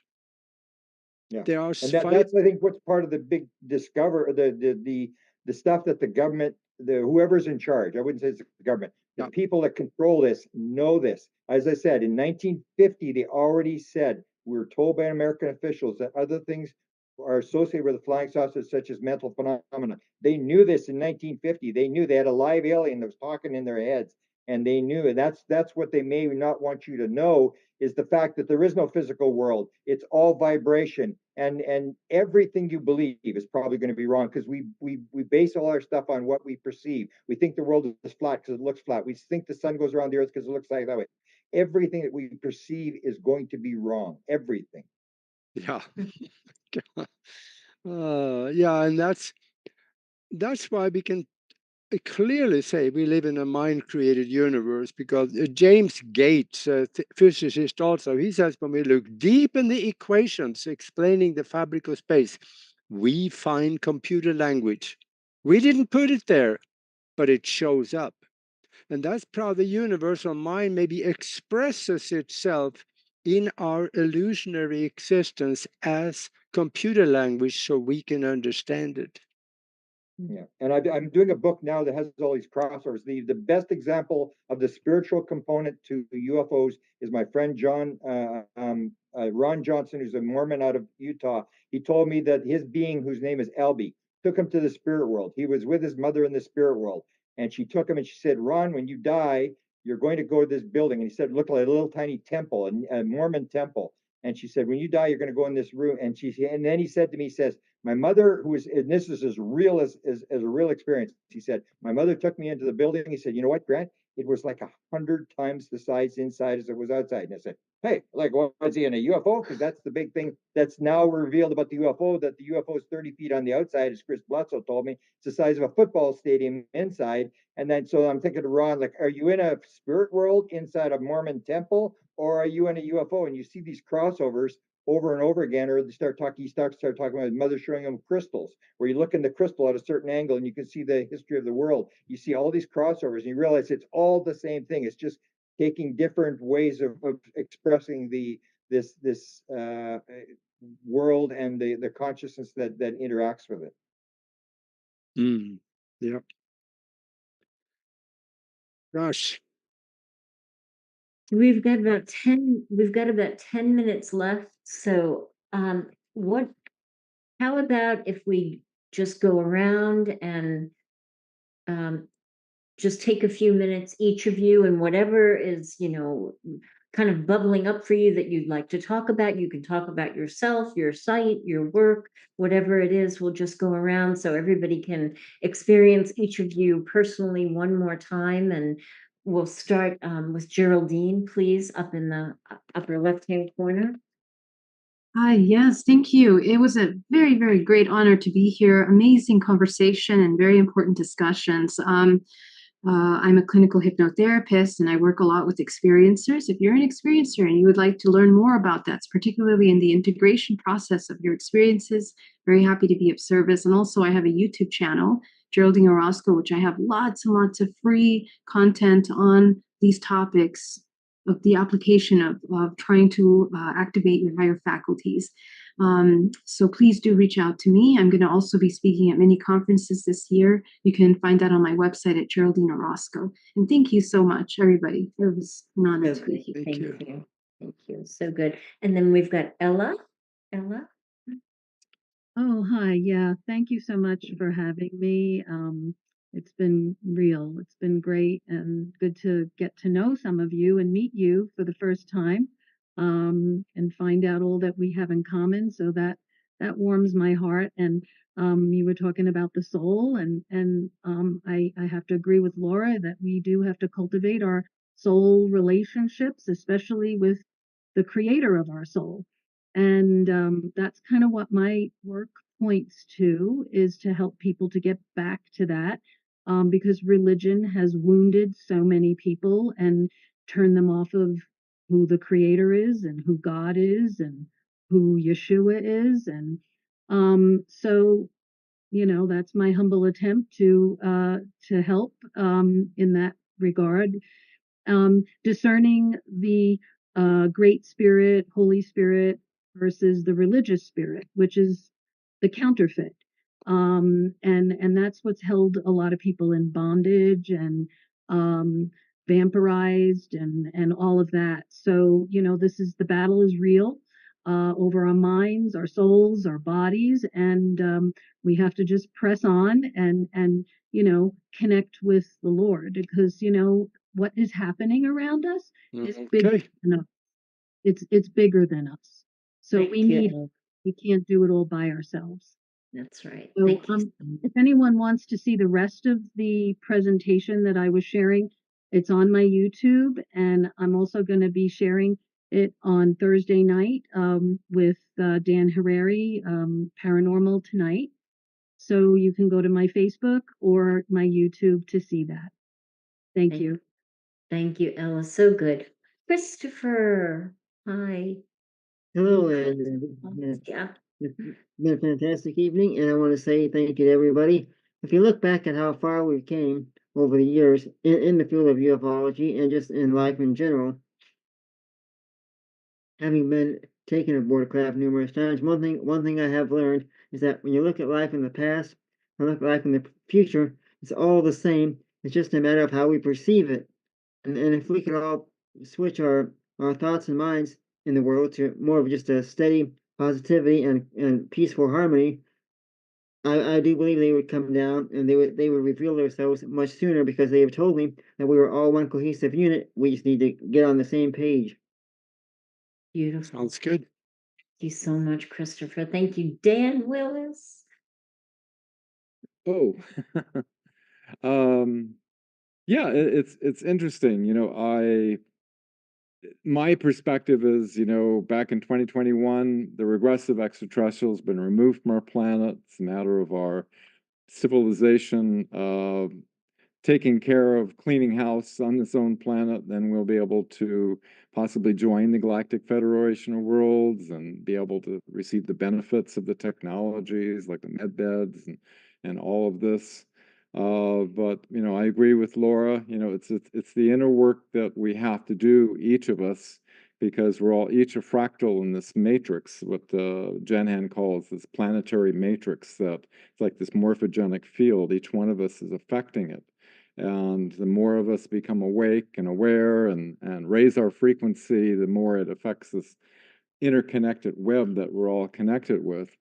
And I've been getting so many wonderful insights from the scientist who's currently on Mars, doing terraforming operations, that it resonates with me that we're all fractals of Source, and Source is dual in nature, and each one of us are, dual in nature, and therefore we're each creative, and that there's infinite number of dimensions or universes, you could say, and each one of these have different densities. In this particular dimension that we're in, we have 12 densities, with the 13th as Source, and that it's what in the ET interaction with a being back in 1977 basically confirmed what Jenhan has recently shared with me, and that through love is, if you look at it from a scientific term, it's like the bonding force of the universe. It's through love we move from one vibrational density up to the next, closer to Source, which is closer to perfection. And that's good. And that's my perspective. Yep. Thank you, Dan. Dan, it was so good seeing you. And Constance, any closing thoughts? Yeah, I've sort of made it my mission to educate people on the idea of that we're not alone in the universe, that we are being visited, that we have been visited since the beginning, and I'm hoping to reach those that are seeking more information and kind of dumbing it down, so to speak, and not so that they won't run when I kind of give it to them, and I try to give it to them in small pieces. There are people that do come to me and ask questions, and so I'm trying to give them the answers. I suggest to the audience to do your own research, read the books. There's so many great books out there, so much wonderful information. Some of it is straight from extraterrestrials that have channeled books. Just do your research. You'll learn a lot. And, check out my book, Earth's Galactic History and its Extraterrestrial Connection. Okay, thank you. Constance. Grant, any closing thoughts real quick? Yeah, okay. The bottom line to me is oneness versus separation. I say all that is considered to be evil in the modern world is created by one thing and one thing only, the mistaken belief in separation. I'm most interested now in the nature of reality. I'm studying now comas. I'm about to interview the guy who's just put out a very interesting book on comas. And you get people in there that will tell the same sort of story as UFO. They say this was not, I was spent 100 1,000 years. This was not an illusion. This was not imagination. This happened to me as real can be. And so that's the kind of thing where it comes down to this thing of the nature of reality. How does reality actually work? Is there a physical world?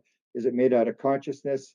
And I'm starting to put a lot of my books, I keep getting dragged into the disclosure thing, but I'm putting a lot of my books on my blog site, which is White House UFO at White House UFO blog, if you look that up. I'm putting portions of my book on there. And I try to do the consciousness, because I think that's the key to the whole thing. That's the message I got, which came with absolute certainty. It was clear as could be that this is the bottom line of this whole thing. And that was after 35 years of investigation and suddenly woke up to figure out what was going on. But that's where I am, and I think that's where this mystery will all end. It's not what you think it is. It's going to be all one thing. It's all consciousness, and we're all divine, and everything is perfect. That's the other message that I've gotten and I've written about quite a bit. That everything's exactly the way it's supposed to be. That's great. Thank you so much. And last but not least, Laura. Well, thank you so much for having me. It's always wonderful to be on these panels. My website's cosmicguide.org, and I try and keep it as updated as I can as far as what I'm up to and what I'm doing. And yeah, I'm all about recognizing that we can de-weaponize the weaponry, and we can override all these things that might cause us fear, might make us feel victimized. I mean, how can we leverage a lot of the planetary alignments and understand them so that we can consciously and mindfully go through the growth periods that they represent, and also how that impacts our own chart, and how a lot of these events and alignments are inverted into a psyops or some form of disempowerment that really throws humanity and individuals into a survival or fear response that they end up getting a little bit stuck in, and end up looking outside of themselves for a solution. And how can we still assist one another and help one another, and move away from the dependency bond, that the inverted system holds, and where we might have fallen prey to that in any sort of way. How can we begin to deprogram and dismantle ourselves from it using the awareness of astrology, herbal knowledge, and all the different ways to regenerate and understand what this window period is all about and what's available to us, which is really liberating, and a reunion with ourselves. It's not about adopting another belief system. It's really about being true to yourself and moving through these different growth periods in a way that will remind you that it's all leading to something really beautiful. And no matter how difficult it seems, that's just a process of the transformational journey, and to just unhook from anything vampiric, and claim your sovereignty, and then come together in unity consciousness, and let's blend our differences and know that diversity and harmony is true oneness, and it's okay that we don't always think the same, but let's look at the puzzle pieces and what we're putting together to rebuild that 12-strand DNA, and repair this planetary grid network. Sounds good. Yep. Beautiful. There are solutions, and if we don't think we have the solution, we lean on somebody. And we all have experienced that. Thank you very much. Thank you, everybody. Thank you, Augie. Thank you, Mac. It was such a beautiful evening. I'm so grateful. I have to see you all again next time. Thanks, everybody. Much love. Take care. Thank you. Namaste.